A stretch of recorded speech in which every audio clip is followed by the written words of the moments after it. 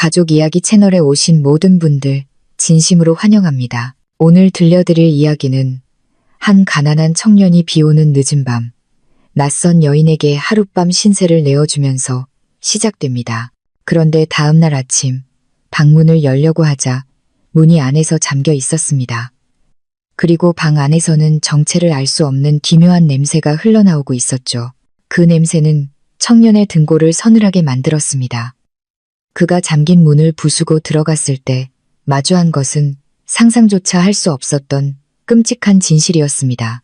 이 이야기의 충격적인 진실이 궁금하시다면 지금 바로 채널 고정해 주시기 바랍니다. 그날 밤 날씨는 유난히 추웠다. 허름한 고시원 방에 낡은 문틈으로 스며드는 찬바람에 민주는 몸을 떨었다. 하지만 27살의 청년은 낡은 외투를 여밀 뿐 막 설거지를 마친 플라스틱 컵들을 정리하는 손을 멈추지 않았다. 가난하지만 분수에 맞는 삶이었다.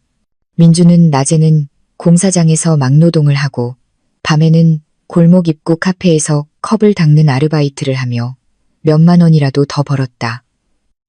피곤했지만 익숙한 일상이었다. 밤 10시가 거의 다 되었을 때 민주는 불을 끄고 잠자리에 들려던 참이었다. 그때 누군가 문을 두드리는 소리가 아주 희미하게 들려왔다. 마치 다른 사람에게 들릴까봐 두려워하는 듯한 조심스러운 소리였다. 처음엔 잘못 들었으려니 했지만 노크 소리는 한 번 더. 이번에는 더 또렷하고 절박하게 울렸다. 저기요. 제발 문 좀 열어주세요. 여자의 목소리였지만 잔뜩 쉬고 떨리고 있었다. 민주는 순간 경계심이 들었다. 그가 사는 고시원은 좁은 골목 깊숙한 곳에 있어서 낯선 사람이 찾아오는 일은 거의 없었다. 그는 문 쪽으로 다가가 밖을 향해 물었다. 누구세요? 무슨 일이시죠? 밖에서는 몇 초간 침묵이 흐르더니 곧이어 힘없는 여자의 목소리가 다시 들려왔다. 제가 나쁜 사람들에게 쫓기고 있어요. 숨을 곳이 없는데 제발 잠시만이라도 숨겨주시면 안 될까요? 너무 무서워요. 민주는 좁아터진 자신의 방을 둘러보았다. 싱글 침대 하나, 낡은 나무 책상, 덜덜거리는 선풍기가 전부인 공간이었다. 혼자 사는 남자가 낯선 여자를 방에 들이는 건 분명 좋은 생각이 아니었다. 하지만 문 밖에서 들려오는 금방이라도 쓰러질 듯한 목소리에 민주는 차마 외면할 수가 없었다. 그는 문을 살짝 열었다. 노란 복도등이 30 중반쯤으로 보이는 여자의 얼굴을 비췄다. 그녀는 흠뻑 젖은 얇은 외투를 입고 있었고 머리카락은 헝클어져 먼지가 묻어 있었다. 눈은 갓 울음을 그친 사람처럼 시뻘갰다. 하지만 민준을 가장 놀라게 한 것은 그녀의 귀 밑부터 목까지 길게 이어진 시퍼런 멍 자국이었다. 그 모습이 너무나 처량해서 민주는 더 생각할 겨를도 없이 말했다. 일단 들어오세요. 무슨 일인지 들어볼게요. 여자는 방으로 들어서자마자 허둥지둥 문을 닫았다. 마치 누가 뒤쫓아오기라도 하는 듯. 두 손으로 가슴을 부여잡고 가쁘게 숨을 몰아쉬었다. 민준이 따라준 물컵을 두 손으로 받아든 그녀는 단숨에 물을 마시고는 책상에 고개를 떨궜다. 제 이름은 수진이에요. 폐를 끼쳐서 정말 죄송하지만 갈 곳이 정말 없었어요. 그녀의 목소리는 갈라져 있었다. 민주는 의자를 끌어와 맞은편에 앉았다. 다그치지 않고 그녀가 마음을 진정시키기를 기다렸다. 잠시 후 수진은 간신히 입을 열어 띄엄띄엄 말했다. 남편이 저를 때려요. 몇 년을 참았는데 오늘 밤엔 술에 취해서 제 머리채를 잡고 마당으로 끌고 나가더니 머리를 바닥에 내리미었어요. 너무 무서워서 그냥 뛰쳐나왔어요. 그녀는 얼굴을 감싸주며 말했다. 그 시퍼런 멍자국이 유난히 선명해 보였다. 민주는 침묵했다. 그저 조용히 물을 한 잔 더 따라주는 것 말고는 할 말이 없었다.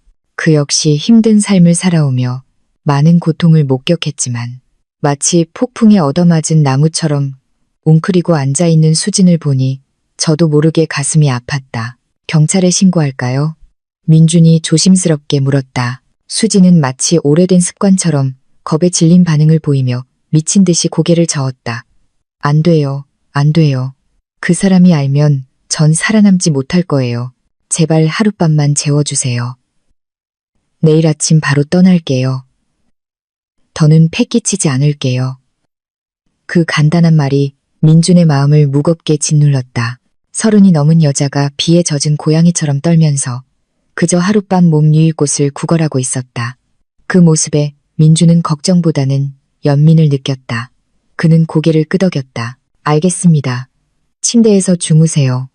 전 바닥에서 잘게요. 수지는 황급히 손사래를 쳤다. 아니에요. 제가 바닥에서 자도 괜찮아요. 그러지 마세요. 괜찮습니다. 전 남자니까 어디서든 잘 수 있어요. 침대 쓰세요. 결국 수지는 마지못해 동의했다. 그녀는 벽을 향해 돌아 누워 얇은 베개를 끌어안았다. 민주는 낡은 담요를 그녀에게 덮어주고는 바닥에 누웠다. 민주는 그녀의 숨소리가 안정되기를 기다렸다가 조용히 불을 껐다. 어둠 속에서는 선풍기가 덜덜거리는 소리만 들릴 뿐이었다. 한참 후 민주는 수진이 흐느끼는 소리를 애써 참는 것을 들었다. 그는 깊이 묻지 않는 것이 좋다고 생각하며 모른 척했다. 하지만 그날 밤 민주는 계속 뒤척였다. 수진에게서 뭔가 석연치 않은 느낌을 받았기 때문이다. 그녀의 목에 있던 멍은 너무 길었고 흙탕물이 묻어 흠뻑 젖은 외투, 그리고 왼손에 있던 여러 개의 찰과상까지. 민주는 그녀의 선의를 의심하진 않았지만 불길한 예감은 떨쳐낼 수 없었다. 새벽 2시쯤 민주는 겨우 잠이 들었다. 다음 날 아침 민주는 공사장에 가기 위해 평소처럼 일찍 일어났다. 그는 수진을 깨우지 않으려 조심스럽게 움직였다. 하지만 방문 앞에 다다랐을 때 그는 문이 안에서 잠겨 있다는 사실을 깨달았다. 민주는 그 자리에 얼어붙었다. 어젯밤 수지는 물컵조차 제대로 들지 못할 정도로 떨고 있었다. 그가 그녀에게 열쇠를 준 적도 없었다. 그런데 어째서 문이 잠겨 있는 걸까? 그는 나지막이 불렀다. 수진 씨, 일어나셨어요? 대답이 없었다. 민주는 조금 더 큰 소리로 다시 불렀다. 수진 씨, 저 일하러 나가야 하는데 문 좀 열어주시겠어요? 여전히 침묵만이 흘렀다. 민주는 침대 쪽으로 다가갔지만 담요는 텅 비어 있었다. 그녀는 침대에 없었다. 그는 깜짝 놀라 방을 둘러봤다. 이 작은 방에서 그녀가 있을 만한 곳은 단 한 군데, 화장실뿐이었다. 민주는 화장실 문을 가볍게 두드렸다. 수진 씨, 안에 계세요? 아무 소리도 들리지 않았다. 물소리도, 움직이는 소리도, 심지어 숨소리조차 들리지 않았다. 민주는 등골이 오싹해지는 것을 느꼈다. 그는 다시 방문 손잡이를 돌려보았지만 문은 굳게 잠겨 있었다. 그런데 이번에는 다른 무언가가 느껴졌다. 아주 이상한 냄새였다. 역하고 비릿하면서도 톡 쏘는 듯한 냄새가 섞여 있었다. 그 냄새는 공기 중에 희미하게 떠다니다가 점점 더 선명해지며 방구석 어딘가에서 퍼져나오는 것 같았다. 민주는 마른 침을 삼켰다. 심장이 빠르게 뛰기 시작했다. 수진 씨, 제 말 들려요? 완벽한 침묵. 민주는 화장실 문에 귀를 갖다 댔다. 아무 소리도 아무런 기척도 없었다. 완벽한 정적 속에서 그 이상한 냄새는 점점 더 짙어졌고 민준의 얼굴은 하얗게 질려갔다. 알 수 없는 이유로 손이 떨리기 시작했다. 불길한 예감이 가슴을 무겁게 짓눌렀다. 그 순간 민주는 깨달았다. 어젯밤 고시원에 들어온 이후로 수지는 자신이 어디서부터 도망쳐 왔는지, 집이 어디인지, 심지어 남편의 이름조차 구체적으로 말한 적이 없다는 것을. 그런데 지금 그녀는 사라졌고 문은 안에서 잠겨 있으며 그의 좁은 방에서는 소름 끼치는 이상한 냄새가 나고 있었다. 민주는 심호흡하며 마음을 진정시키려 애썼지만 다리는 이미 차갑게 굳어 있었다. 저 문 너머에 무엇이 기다리고 있는지 알 수 없었다. 단 한 가지 확실한 것은 무언가 잘못되어도 한참 잘못되었다는 것이었다. 민주는 고작 8제곱미터 남짓한 방 한가운데서 망부석처럼 서 있었다. 그 이상한 냄새는 점점 더 지독해졌다. 고시원 방의 흔한 곰팡이 냄새가 아니었다. 약간 비릿하고 역한, 마치 오랫동안 밀폐된 무언가를 열었을 때 나는 그런 냄새였다. 숨을 쉴수록 헛구역질이 났고 등골은 서늘했다. 그는 방문 손잡이에 손을 얹고 다시 한번 힘껏 돌려봤지만 소용없었다. 자물쇠는 마치 누군가 밖에서 붙잡고 있는 것처럼 단단했다. 어젯밤 분명히 자신이 안에서 잠금쇠를 걸었을 뿐인데 생각할수록 이상했다.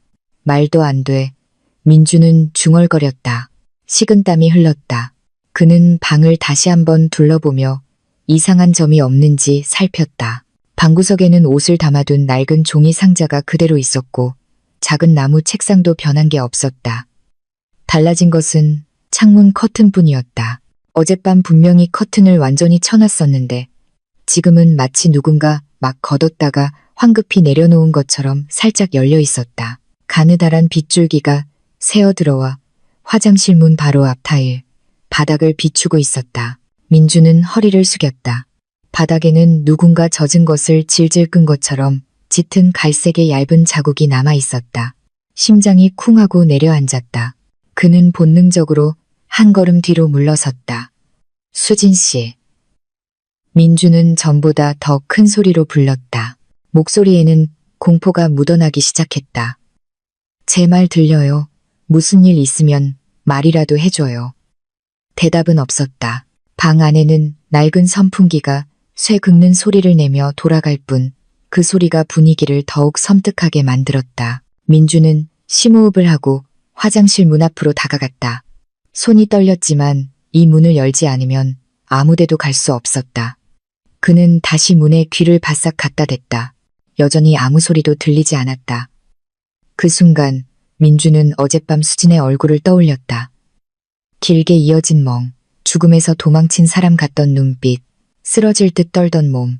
하지만 그때 그녀는 분명 말을 했고 물을 마셨고 잠을 잤다. 그런 상태의 사람이 이렇게 일찍 일어나서 문을 안에서 잠그고 흔적도 없이 사라지는 건 불가능했다. 그렇다면 이 방 안에는 단 두 사람, 민준과 수진뿐이었다. 지금 민준은 여기에 서 있고 수진은 감쪽같이 사라졌다. 문은 잠겨 있고 이상한 냄새가 진동했다. 위험한 느낌이 민준을 짓눌렀고 그는 결국 가장 두려워했던 일을 해야만 했다. 화장실 문을 여는 것. 그는 손잡이를 돌렸다. 잠겨 있었다. 민주는 멈칫했다. 평소 이 낡은 고시원 화장실 문은 그냥 닫아두기만 할 뿐 자물쇠가 헐거워져서 잠그는 사람은 거의 없었다.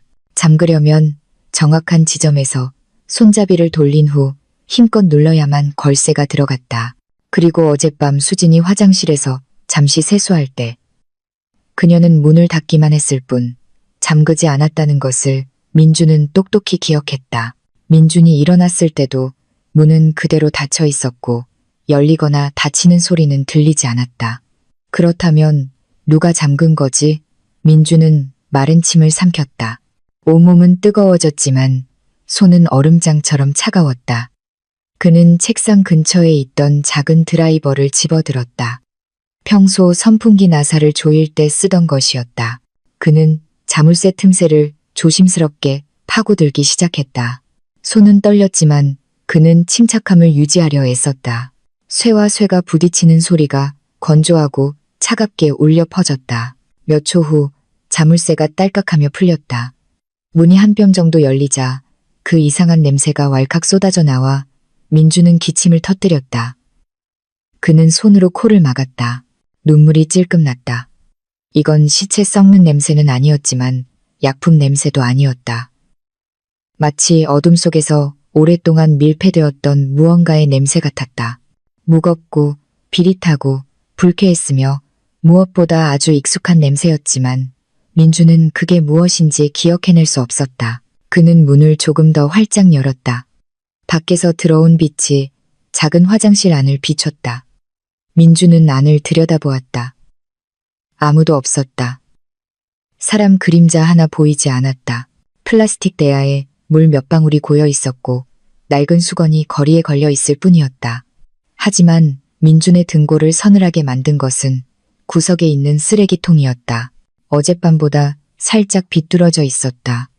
그리고 그 옆에는 아까 바닥에서 봤던 것과 같은 갈색 자국이 남아 있었다. 그는 허리를 숙여 드라이버 끝으로 쓰레기통을 살짝 건드렸다.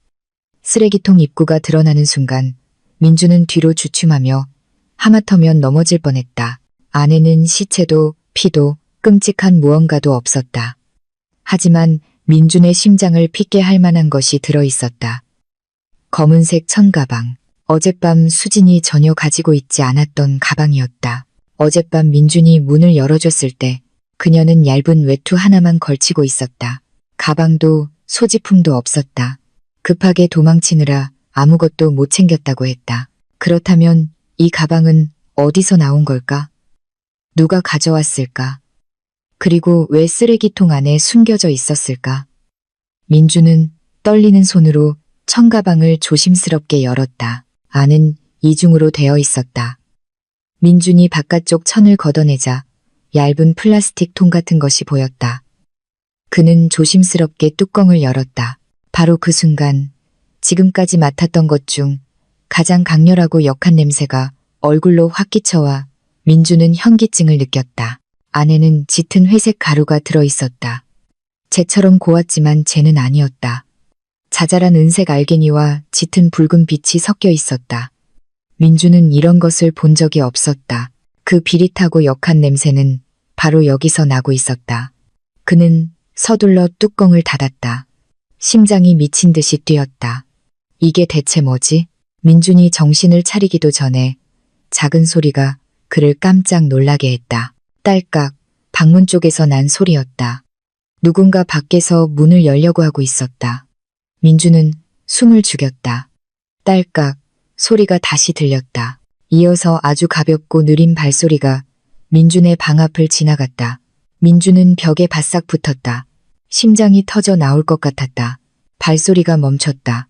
누군가 고시원 방문 바로 앞에 서 있었다. 민주는 화장실 문틈으로 눈을 고정했다. 아무것도 보이지 않았지만 숨소리가 똑똑히 들렸다. 아주 희미했지만 그 사람이 문에 바싹 붙어 있다는 것을 알 수 있었다. 취객도 그냥 지나가는 사람도 아니었다. 그 사람은 귀를 기울이고 있었다. 방 안에 누가 있는지 확인하고 있었다. 민주는 폐가 터질 때까지 숨을 참았다. 20초, 30초, 그러다 발소리가 다시 들렸다. 이번에는 점점 멀어지더니 이내 사라졌다. 민주는 거의 주저앉을 뻔했지만 바로 화장실에서 나갈 용기는 나지 않았다. 그는 플라스틱 통과 검은 청가방을 다시 쳐다봤다. 갑자기 모든 것이 상상했던 것보다 훨씬 더 무섭게 느껴졌다. 수지는 사라졌고 문은 잠겨 있었으며 방 전체에 이상한 냄새가 퍼져나갔다. 그리고 이제는 이른 아침부터 문 밖을 서성이는 사람까지 나타났다. 민주는 눈을 감고 자문했다. 수지는 대체 누구지? 저 검은 가방은 뭐지? 그리고 방금 문 밖에 서 있던 사람은 그녀를 찾고 있는 걸까? 아니면 나를 찾고 있는 걸까?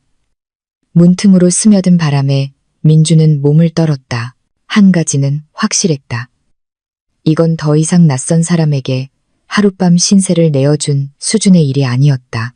민준이 어젯밤 무심코 방 안으로 들인 것은 훨씬 더 거대한 사건일지도 몰랐다. 민준은 화장실 안에서 한참 동안 숨어 있었다. 문 밖에서 들렸던 발소리 때문에 심장은 여전히 미친 듯이 뛰고 있었다. 그가 누구인지는 몰랐지만 그냥 우연히 지나가는 사람이 아니라는 느낌이 강하게 들었다. 멈춰서서 귀를 기울이고 손잡이를 돌려보려 한 행동은 분명히 이 방을 찾고 있었다는 증거였다. 발소리가 완전히 사라진 후에야 민주는 소리를 내지 않으려 애쓰며 밖으로 나왔다. 방은 그대로였지만 이상한 냄새는 더 넓게 퍼진 것 같았다. 민주는 플라스틱 통을 다시 한번 쳐다봤다. 그 고운 회색 가루에는 뭔가 아주 잘못되고 위험한 것이 담겨 있다는 느낌이 들었다. 그는 뚜껑을 단단히 닫고 청가방에 다시 넣은 다음 낡은 수건으로 가방을 둘둘 말아 침대 밑에 숨겼다. 그대로 드러내놓기에는 너무 불안했다. 수진이 누구인지는 몰라도 그녀가 가져온 물건이 단순한 개인 소지품일 리는 없었다. 민주는 의자에 앉아 정신을 차리려 심호흡을 했다. 하지만 머릿속은 계속 혼란스러웠다. 어젯밤 떨고 있던 수진, 멍자국, 그녀의 눈에 서려있던 공포를 떠올렸다. 하지만 지금 다시 생각해보니 이상한 점이 너무 많았다. 왜 아무것도 없이 도망쳤다고 했을까? 그렇다면 저 검은 가방은 어디서 났을까? 왜 남편이 무섭다고 하면서 남편의 이름이나 고향, 심지어 사는 곳조차 말하지 않았을까? 그리고 가장 중요한 것, 왜 아침에 소리 소문 없이 사라지면서 문을 잠가놓고 화장실에 이상한 가루가 든 가방을 남겨두었을까? 민주는 이마를 짚었다. 가난하지만 평화로웠던 그의 삶에 이렇게 기괴한 일이 얽힌 적은 없었다.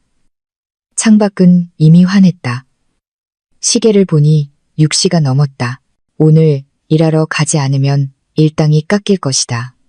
하지만 이런 상황에서 방을 이대로 두고 나갈 수는 없었다. 그는 다시 한번 문을 열어보기로 했다. 이번에는 더 강하게 잠금쇠를 누르고 어깨로 문을 밀었다. 놀랍게도 문이 덜컥하고 열렸다. 문은 잠겨있지 않았다. 민주는 그 자리에 멈춰섰다. 아까는 아무리 애를 써도 열리지 않았는데 지금은 살짝 문이 열렸다. 마치 아까 누군가 밖에서 문을 잡고 있다가 가버린 것처럼 차가운 기운이 등줄기를 타고 흘렀다. 그는 고개를 내밀어 텅 빈 고시원 복도를 내다봤다. 양옆의 방들은 문이 굳게 닫혀 있었다. 다들 아직 자고 있는 모양이었다. 복도 끝에는 은퇴한 박경비 아저씨의 방이 있었다. 문이 살짝 열려 있었고 낡은 라디오에서 아침 뉴스가 흘러나오고 있었다. 생각해보니 이상했다. 만약 낯선 사람이 이 고시원 복도를 돌아다녔다면 박경비 아저씨가 봤을 텐데 민주는 복도 구석에 희미하게 남아있는 젖은 발자국 몇 개를 보았다. 그 발자국은 입구 쪽으로 이어지다가 흐릿해지며 완전히 사라졌다. 수진의 것일까? 아니면 아까 문 밖에 서 있던 사람의 것일까? 민주는 방으로 돌아와 문을 닫았다. 불안감이 다시 밀려왔다. 그는 누군가에게 알리기 전에 수진에 대해 먼저 알아봐야겠다고 결심했다. 하지만 어떻게? 민주는 휴대폰을 열어 통화 기록을 확인했다. 어젯밤에 온 낯선 번호는 없었다. 수진에 대한 정보도 아무것도 없었다. 낯선 여자가 하룻밤 묵고는 비밀스러운 가방을 남기고 사라졌다. 민주는 한숨을 쉬었다. 다른 방향으로 생각해야 했다. 수진이 사고를 당했거나 누군가에게 끌려갔거나 아니면 일부러 떠났거나 하지만 일부러 떠난 것이라면 왜 문을 잠가두었을까? 민준이 생각에 잠겨 있을 때 갑자기 창문 쪽에서 작은 소리가 났다. 누군가 쇠창살을 가볍게 건드린 듯한 딸깍 소리였다. 민주는 깜짝 놀라 고개를 들었다. 바람 한 점 없는데 커튼이 살짝 흔들렸다. 그는 심장이 터질 듯 뛰는 것을 느끼며 창가로 다가갔다. 민준이 조심스럽게 커튼을 걷어 올리고 쇠창살 틈으로 밖을 내다봤다. 아무도 없었다. 고시원 뒤편의 작은 골목, 이끼 낀 낡은 담벼락. 사람들이 오래전에 쌓아둔 벽돌 더미뿐이었다. 하지만 민준이 커튼을 내리려던 순간 그는 등골이 오싹해지는 것을 발견했다. 유리창에 선명하게 찍힌 손자국, 여자의 손자국이었다. 그리고 마치 방금 짚은 것처럼 약간의 흙이 묻어 있었다. 민주는 한 걸음 뒤로 물러섰다. 입술이 바싹 말랐다. 이건 어젯밤의 손자국일 리가 없었다. 어젯밤에는 비가 와서 창문이 젖어 있었고 아침에는 깨끗하게 말라 있었다. 이 손자국은 방금 누군가 창문을 만졌다는 뜻이었다. 하지만 누가, 그리고 왜? 민주는 마른 침을 삼켰다. 작은 방이 갑자기 숨 막히게 느껴졌다. 그는 즉시 침대 밑에 숨겨둔 검은 가방을 떠올렸다.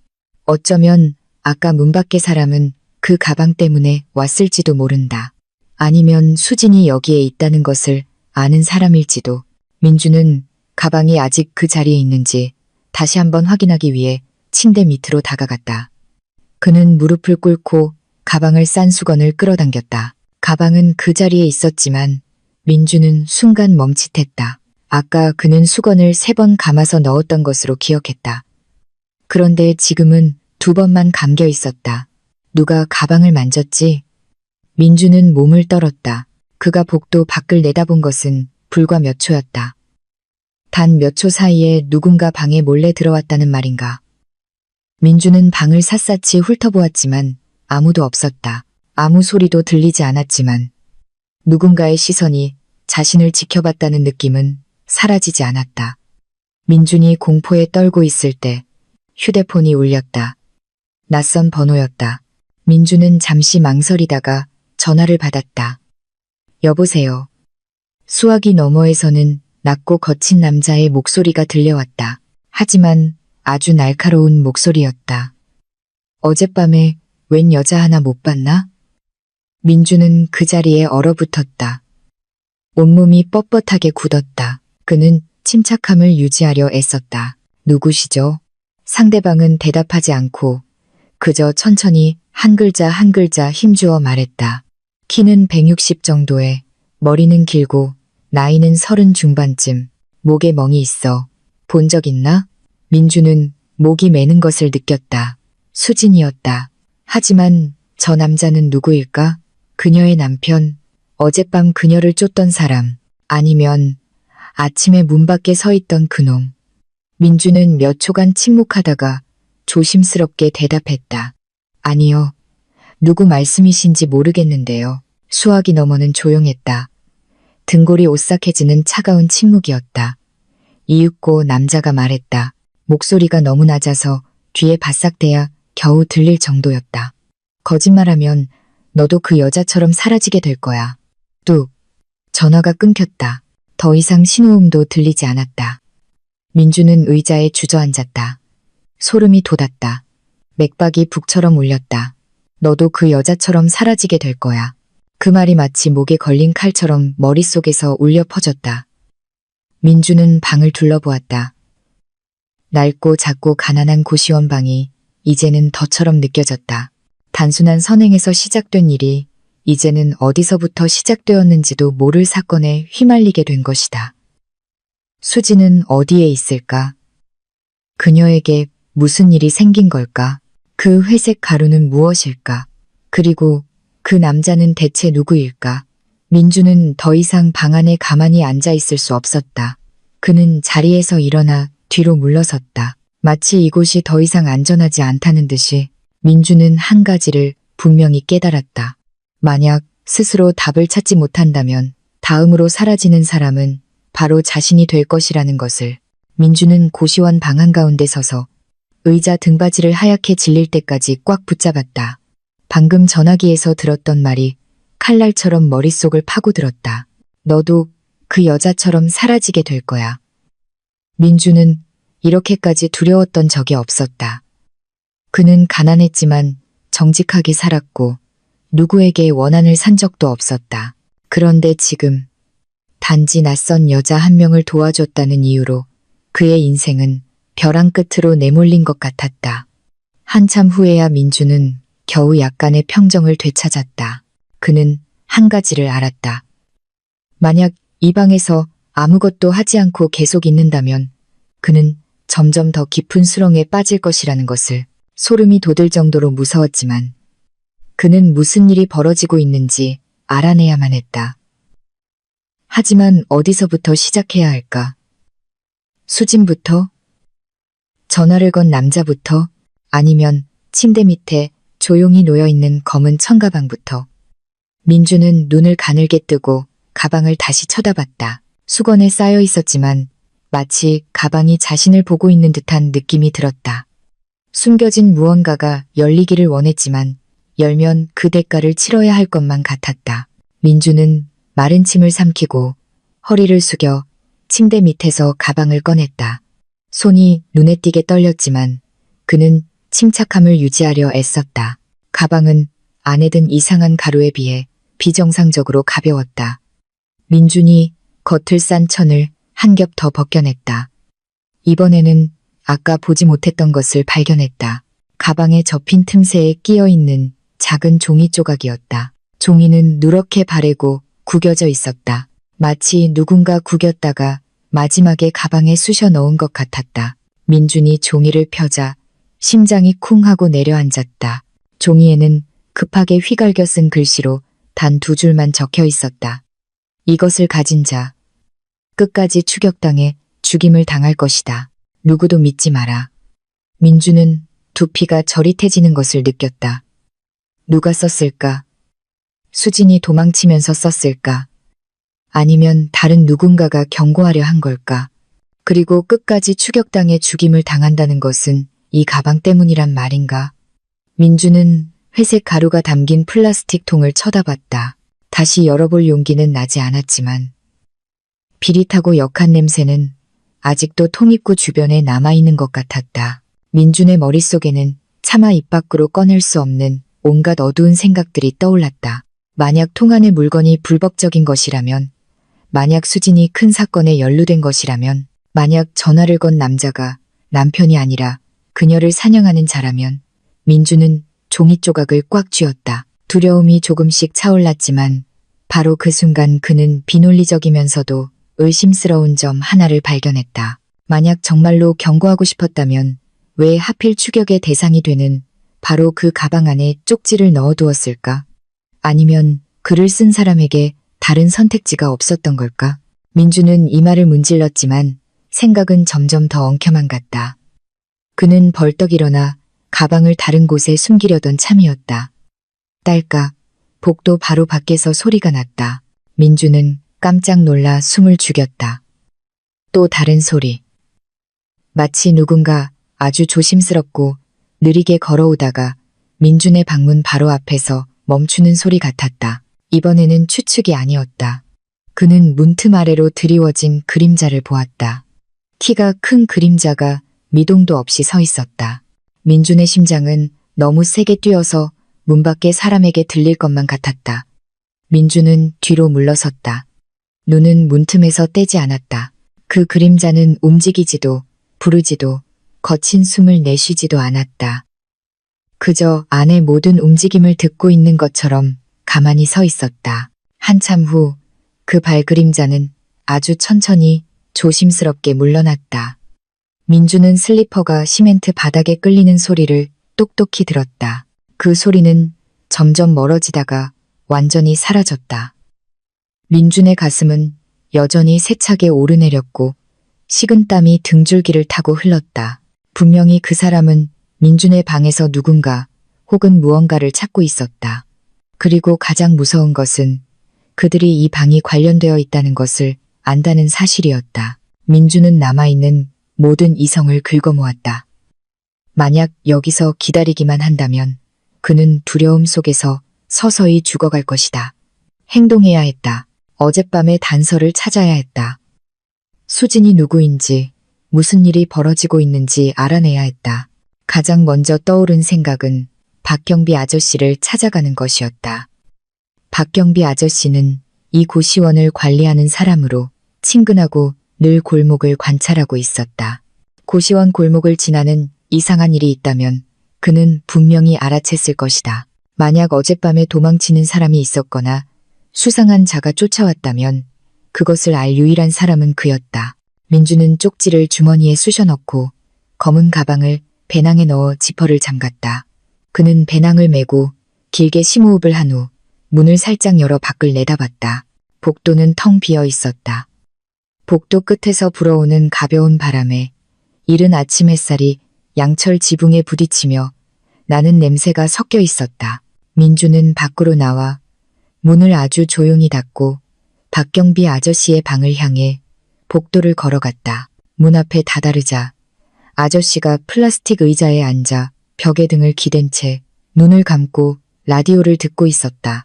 낡은 라디오는 지지직거리는 소리를 냈지만 아저씨는 아주 열중해서 듣고 있었다.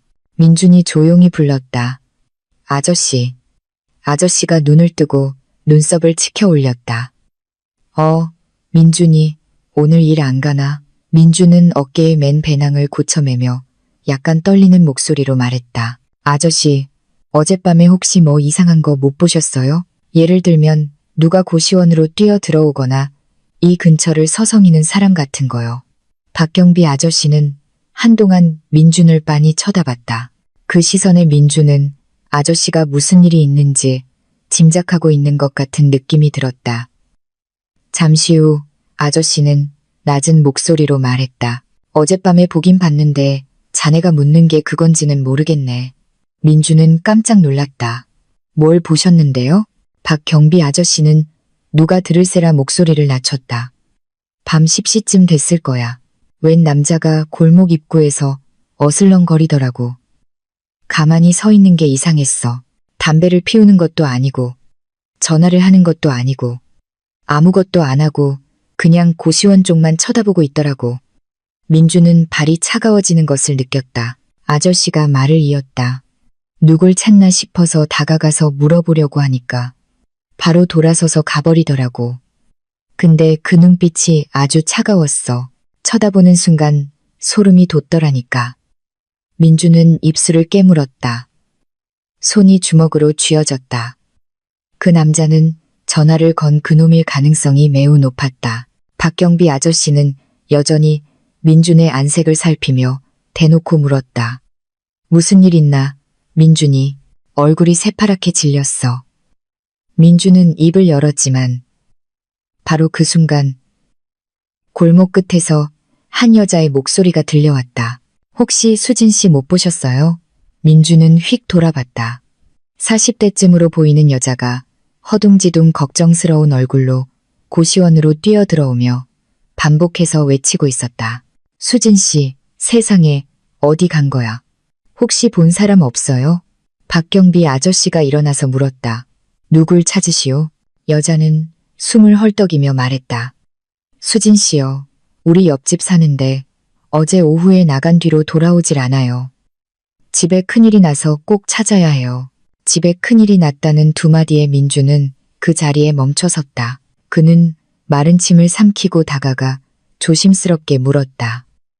수진 씨, 나이가 어떻게 되고 인상착의는 어떻게 되나요?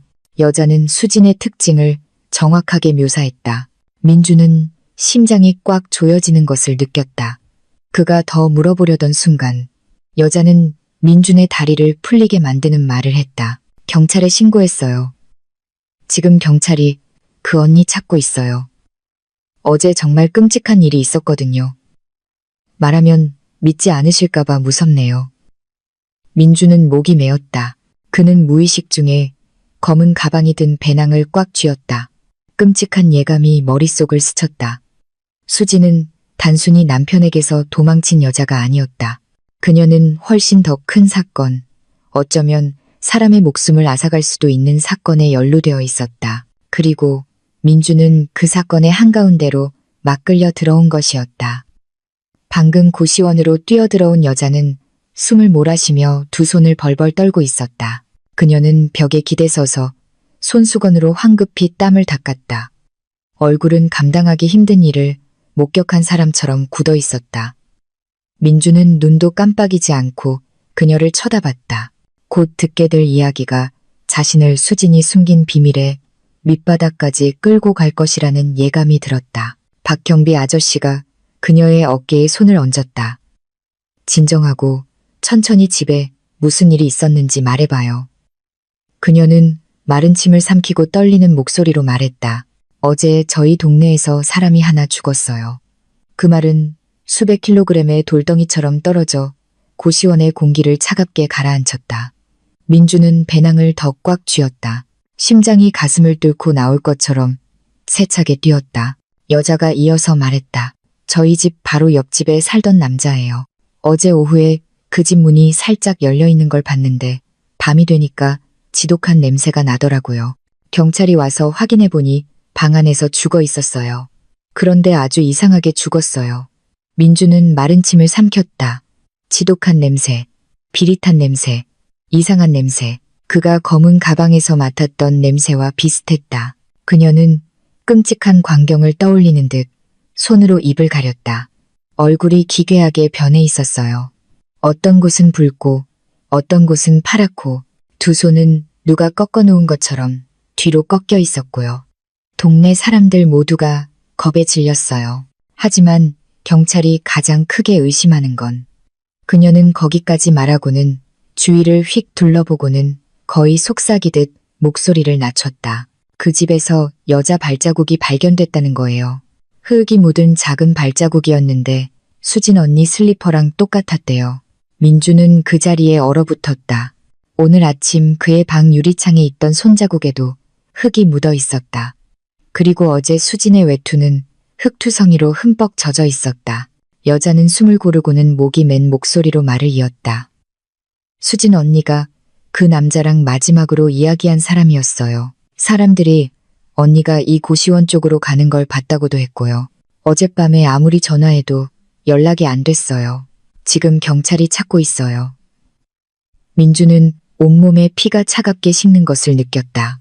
그는 문득 어젯밤 수진의 힘없는 미소, 공포에 질린 눈빛, 시퍼런 멍, 그리고 그녀가 쓰레기통에 숨겼던 검은 가방을 떠올렸다. 모든 것이 희미하지만 무언가 아주 위험한 것을 숨기고 있는 한 폭의 그림처럼 맞춰지고 있었다. 박경비 아저씨가 물었다.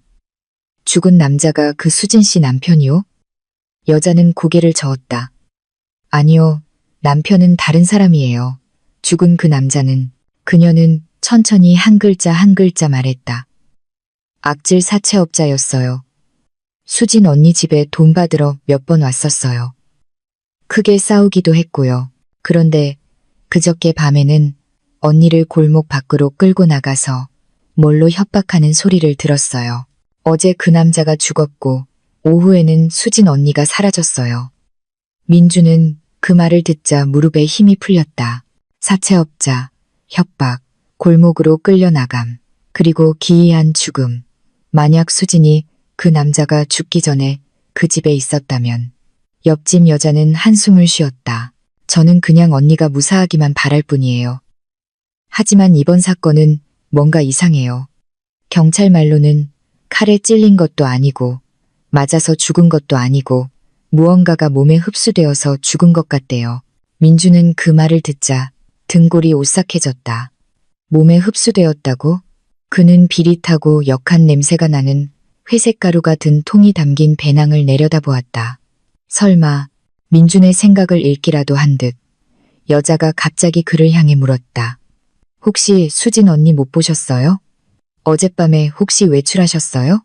민주는 멈칫했다. 그는 배낭을 파랗게 질릴 때까지 꽉 쥐었다. 사실대로 말하고 싶었다. 수진이 자신의 방에 숨어들었고 하룻밤 자고는 흔적도 없이 사라졌다고 말하고 싶었다. 하지만 전화기에서 들었던 협박이 칼날처럼 귓가를 스쳤다. 거짓말하면 너도 사라지게 될 거야. 만약 사실을 말하면 그 흉악한 놈이 자신을 찾아올까? 이 살인 사건에 휘말리게 될까? 그는 조용히 고개를 저었다. 아니요, 못 봤습니다. 여자는 실망한 듯 미간을 찌푸렸지만 의심하지는 않았다. 그럼 혹시라도 그 언니를 보게 되면 제발 저한테 알려주세요. 혼자서 몇 년을 버텨왔는데 이런 일이 생겨서 나쁜 생각이라도 할까봐 걱정돼요. 말을 마친 그녀는 허둥지둥 떠났다. 박경비 아저씨가 돌아와 민준을 쳐다봤다. 그의 눈빛은 유난히 날카로웠다. 민준아, 너 지금 뭔가 숨기고 있지? 민준은 깜짝 놀랐다. 박경비 아저씨는 민준의 눈을 몇 초간 더 깊이 들여다보고는 나지막이 말했다. 아침부터 안절부절 못하는 게 보이더라. 아저씨한테 솔직히 말해봐. 민준은 대답하지 않았다. 입술이 살짝 떨렸다. 그는 두려웠지만 박경비 아저씨가 이야기할 수 있는 유일한 사람이라고 믿었다. 그럼에도 민준은 한 가지를 알았다. 만약 모든 것을 말하면 그는 수사 대상이 되거나 더 나쁘게는 누군가의 표적이 될 위험이 있었다. 민주는 심호흡하며 침착하려 애썼다. 아저씨, 어젯밤에 제 방에 이상한 일이 있긴 했어요. 하지만 아저씨가 생각하는 그런 건 아니고요. 그냥 문 밖에서 이상한 소리가 들리더니 문이 잠겨 있었어요. 박경비 아저씨는 미간을 찌푸렸다. 잠겨 있었다고? 누가 잠갔는데? 민주는 마른 침을 삼켰다. 모르겠어요. 거짓말이었지만 그에게는 다른 선택이 없었다. 박경비 아저씨는 한숨을 쉬며 민준의 어깨를 두드렸다. 이상한 낌새가 보이면 바로 나한테 말해. 알았지? 사체랑 얽힌 일은 간단하지 않아. 특히 사람이 죽었을 때는 괜히 너까지 엮이지 않게 조심해. 민주는 힘없이 고개를 끄덕였다. 박경비 아저씨는 방으로 들어가 문을 닫았다. 민주는 복도에 홀로 서서 혼란스러워했다. 사채업자는 기이하게 죽었고 수지는 실종되었다. 정체불명의 남자는 출처를 알 수 없는 회색 가루가 든 가방을 찾고 있었고 유령 같은 협박이 그를 쫓고 있었다. 민주는 허리를 숙여 배낭을 열고 검은 가방을 쳐다봤다. 그의 머릿속에 스스로도 소름이 돋는 생각이 떠올랐다. 무슨 일이 있었는지 알려면 수진을 찾아야 했다. 모든 것에 답할 수 있는 사람은 그녀뿐이었다. 하지만 그녀를 찾는다는 것은 그를 사라지게 만들 준비가 된 그 남자와 마주해야 한다는 것을 의미했다. 민주는 길게 숨을 들이마셨다. 아침 햇살이 복도를 비췄지만 민준에게는 어둠이 덮쳐오는 것처럼 느껴졌다. 그는 배낭을 고쳐매고 고시원 입구를 향해 돌아섰다. 다리가 떨릴 정도로 무서웠지만 민주는 발걸음을 옮겼다. 바로 그때 골목 끝에서 낯선 번호판을 단 오토바이 한 대가 아주 천천히 다가와 고시원 입구 바로 앞에 멈춰섰다. 오토바이에 탄 남자는 들어오지도 부르지도 않고 그저 그 자리에 앉아 민준을 똑바로 쳐다보고 있었다. 민준은 그 눈빛을 즉시 알아봤다. 차갑고 깊고 날카로운. 바로 그에게 전화를 걸었던 그 남자였다. 민준은 고시원 입구 한가운데서 얼어붙었다. 손가락 마디가 하얘질 때까지 배낭끈을 꽉 쥐었다. 오토바이에 앉은 남자는 헬멧을 쓰지 않았다. 키가 크고 어깨가 넓었으며 얼굴은 까무잡잡했다. 칠흑같이 검은 눈은 칼날처럼 날카로웠다. 그 시선은 민준의 온몸을 훑었다. 마치 목에 칼날을 댄 것처럼 차가웠다. 남자는 시동을 껐다. 오토바이 받침대가 시멘트 바닥에 철컥하고 부딪히는 건조한 소리가 났다. 그리고 그는 내렸다. 서두르지도 재촉하지도 않았지만 그의 발걸음 하나하나가 민준의 가슴을 짓누르는 것 같았다. 그는 민준에게서 정확히 2미터 떨어진 곳에 멈춰섰다. 똑바로 서서 두 손을 바지 주머니에 찔러 넣었다.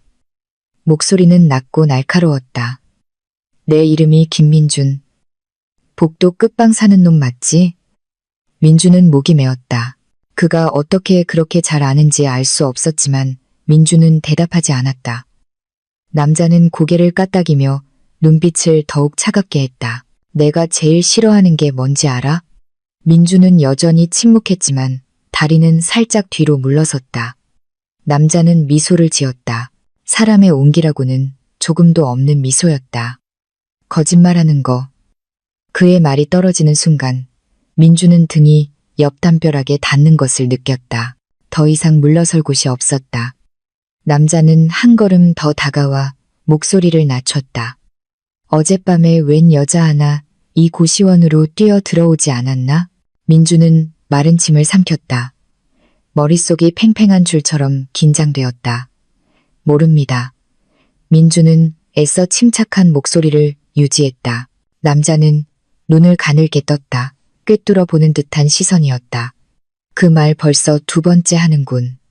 보통 사람들은 첫 번째 거짓말을 제일 잘하지. 민준은 숨이 막히는 것을 느꼈다. 남자는 더 가까이 다가왔다. 민준이 그의 귓가에 있는 길고 희미한 흉터를 볼 수 있을 정도로 가까웠다. 목숨을 걸고 싸운 사람에게나 있을 법한 흉터였다. 그는 천천히 한 글자 한 글자 돌처럼 무겁게 말했다. 내가 숨겨준 여자는 존재해서는 안 될 물건을 가지고 있어. 그녀는 도망쳤고 그녀를 조금이라도 도와준 자는 누구든 공경에 처하게 될 거야. 매우 두려웠지만 민주는 목소리를 쥐어짰다. 누구도 숨겨주지 않았습니다. 남자는 순간 멈칫하더니 얇은 미소를 지었다. 그래? 그런데 왜 내 방에서 그 냄새가 나지? 민주는 그 자리에 얼어붙었다. 심장이 거의 멈추는 것 같았다. 어떻게 그가 자기 방의 냄새를 알지? 남자는 몸을 기울여 코로 가볍게 숨을 들이마셨다. 그 냄새는 아주 독특해서 한 번 맡아본 사람은 절대 잊을 수 없거든. 민주는 다리에 힘이 풀리는 것을 느꼈다. 더 이상 그를 의심하게 해서는 안 됐다. 민주는 마른 침을 삼키고 반걸음 물러서며 최대한 단호한 목소리로 말했다. 무슨 말씀이신지 모르겠습니다. 전 일하러 가야 합니다. 민주는 옆으로 비켜서 떠나려 했지만 남자는 가볍게 손을 뻗어 막았다. 그저 어깨에 가볍게 손을 얹었을 뿐인데 민주는 어깨가 돌에 짓눌리는 것 같았다. 어디든 가도 좋아. 하지만 가기 전에 내 방 좀 봐야겠다. 민주는 숨을 헐떡였다. 안 됩니다. 전 당신을 모릅니다. 남자는 눈썹을 치켜 올렸다. 어차피 경찰도 들어갈 거야. 내가 그들보다 먼저 볼 뿐이지. 경찰이라는 말에 민주는 그냥 그들을 부르라고 외치고 싶었다. 하지만 그는 감히 그럴 수 없었다.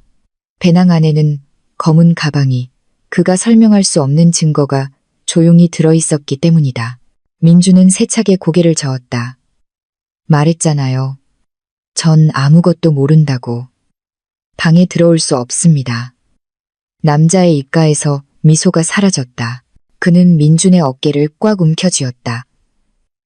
민준이 아픔의 일을 악물 정도로 세게. 내가 무슨 생각하는지 알아? 사람들은 들킬까봐 두려울 때만 거절하지. 넌 지금 아주 두려워하고 있어. 민주는 심장이 바닥으로 떨어지는 것을 느꼈다. 남자는 더 세게 쥐며 목소리를 낮췄다. 그 여자가 그 물건을 너한테 줬나? 아니면 네가 그 여자에게서 뺏었나? 이리 내놔. 민주는 생각할 겨를도 없이 본능적으로 소리쳤다. 아무것도 없습니다. 남자는 민준을 옆으로 내던졌다. 민준은 벽에 부딪혀 고통스러웠지만 넘어지지 않았다. 그는 똑바로 서서 두 주먹을 꽉 쥐었다. 식은땀이 등 뒤로 흘렀다. 남자는 민준을 쳐다보며 방금의 반응을 평가하듯 눈을 가늘게 떴다. 이 순간은 1분처럼 길게 느껴졌다. 그러다 그는 나지막이 웃었다. 민준을 오싹하게 만드는 웃음소리였다. 좋아, 내 비밀을 지켜. 하지만 내 말을 똑똑히 기억해둬. 남자는 바싹 다가와 그의 입술이 민준의 귀에 거의 닿을 듯했다. 숨결이 차가웠다. 그 여자가 들고 튄 물건 때문에 이미 한 명이 죽었어. 민준은 그 자리에 얼어붙었다. 남자가 말을 이었다. 한 글자, 한 글자가 돌덩이처럼 바닥에 떨어졌다. 두 번째는 곧 죽게 될 거야. 어쩌면 바로 네가 될 수도 있고. 말을 마친 그는 돌아서서 오토바이에 올라탔다. 하지만 떠나기 전에 그는 한마디를 던졌다. 다시 올 거다. 오토바이가 시동을 걸고 골목을 빠져나갔다. 그 소리는 길게 이어지는 위협처럼 울려 퍼졌다. 민주는 한참 동안 서 있었다. 두 다리가 후들거렸다. 등 뒤의 배낭은 돌덩이를 맨 것처럼 무거웠다. 그는 몸을 돌려 고시원으로 들어갔다. 심장은 여전히 세차게 뛰고 있었다. 민준이 자기 방 근처에 다다랐을 때 박경비 아저씨가 문을 살짝 열고 나지막이 불렀다. 민준아, 이리 와봐. 민준이 아저씨 방으로 들어가자 아저씨는 문을 닫고 커튼을 치고는 민준을 빤히 쳐다봤다. 그놈 누구야? 아까부터 너랑 얘기하는 거 봤는데 얼굴이 아주 험악하더군. 민준은 고개를 저었다. 모르겠어요. 박경비 아저씨는 한숨을 쉬더니 갑자기 엄한 목소리로 말했다. 민준아, 내가 여기서 10몇 년을 살았어. 얼굴만 봐도 어떤 놈이 위험한지 알아. 그놈은 보통 놈이 아니야. 그놈이 너한테 물었다는 건 네가 큰일에 엮였다는 뜻이야. 민주는 배낭끈을 꽉 쥐었다. 전 일부러 그런 게 아니에요. 박경비 아저씨는 민준의 배낭을 쳐다봤다. 그 시선에 민주는 식은땀이 흘렀다. 그리고 천천히 말했다. 그 안에 뭐 들었어? 아까부터 누가 뺏어갈까봐 안절부절 못하며 꼭 쥐고 있더군. 민주는 깜짝 놀라 배낭을 더 바싹 끌어안았다. 박경비 아저씨는 눈을 가늘게 뜨고 목소리를 낮췄다. 어젯밤 그 여자랑 관련 있는 거지. 민주는 침묵했다. 고개를 끄덕일 수도 저을 수도 없었다. 박경비 아저씨가 일어나 민준의 어깨에 손을 얹고 가볍게 쥐었다. 위험에 처하면 나한테 말해. 널 내버려 두지 않을 테니. 그 말에 민준의 눈시울이 뜨거워졌다. 이 혼란스러운 아침에 처음으로 그는 자신이 완전히 혼자가 아니라는 것을 느꼈다. 하지만 민준은 사실을 말할 수 없었다. 박경비 아저씨를 믿지 못해서가 아니라 아는 사람이 많아질수록 더 많은 사람이 위험에 처할 것이기 때문이었다. 민준은 일어나 배낭을 들고 길게 숨을 들이마셨다. 사람을 찾으러 가야 해요. 박경비 아저씨는 미간을 찌푸렸다. 누구를? 민준은 문을 열고 돌아서며 쉰 목소리로 말했다. 수진 씨를요. 그리고 민준이 막 복도로 나서는 순간 땀에 흠뻑 젖은 작은 그림자가 벽 구석에서 그를 쳐다보고 있었다. 민준은 깜짝 놀랐다. 그 사람은 벌벌 떨고 있었고 눈은 멍했으며 머리는 헝클어져 있었고 옷은 흙투성이었다. 수진이었다. 그녀는 거기에 서 있었지만 그녀의 눈은 어젯밤과 같지 않았다. 텅 비어 있었고 두려워했으며 마치 민준이 자신을 구해주기를 기다리는 것 같았다.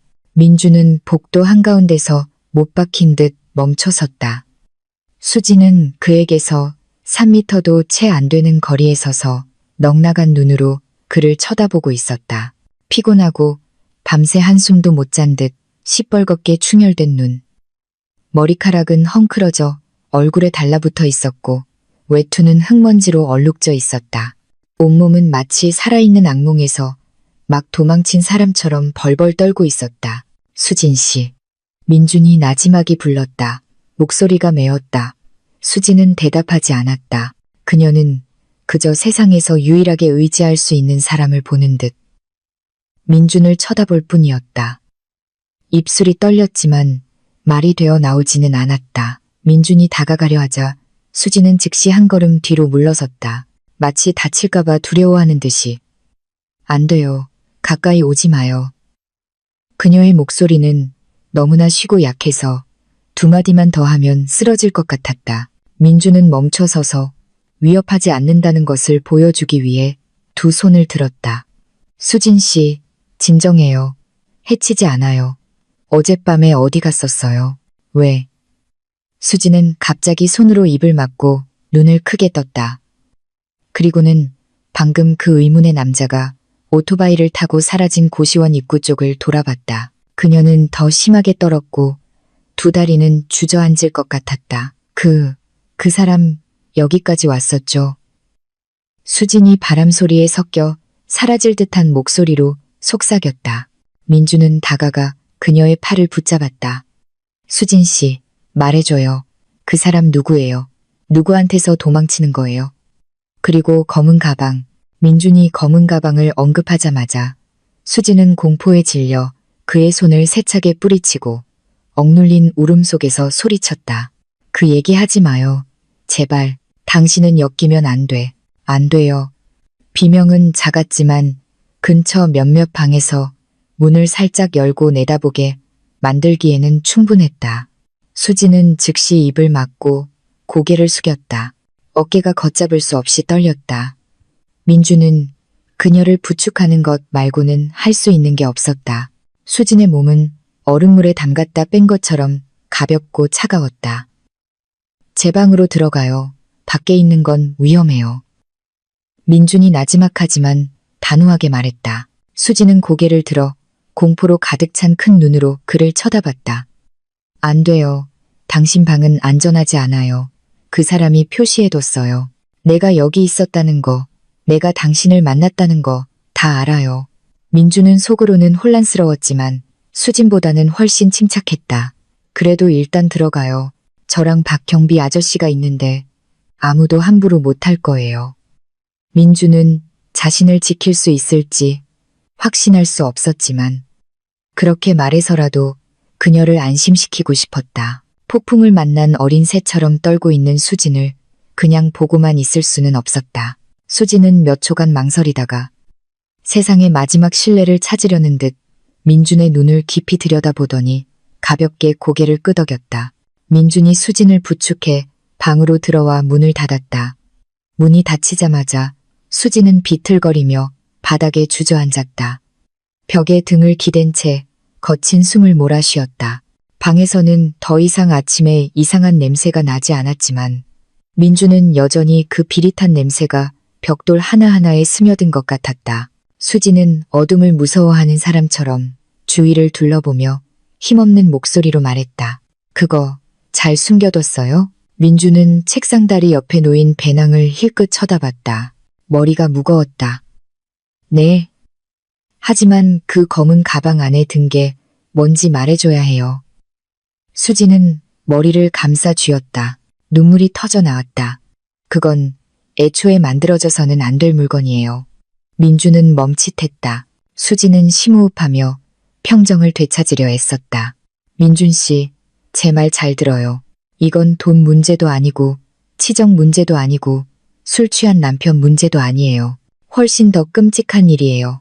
민주는 그녀를 마주보고 앉아 눈을 떼지 않았다. 그럼 어제 죽은 사람은 그것 때문이에요? 수진은 민준을 빤히 쳐다봤다. 시뻘겋게 충혈된 눈이 튀어나올 것처럼 떨렸다. 알고 있었군요. 민준의 침묵이 대답이었다. 수진은 벽에 머리를 기댔다. 모든 희망을 잃은 사람처럼 천장을 쳐다봤다. 알고 있다면 당신도 이제 돌아갈 길이 없어요. 민주는 목덜미가 서늘해지는 것을 느꼈다. 한참 후 수진은 띄엄띄엄 이야기를 시작했다. 어제 죽은 그 남자가 누군지 알아요?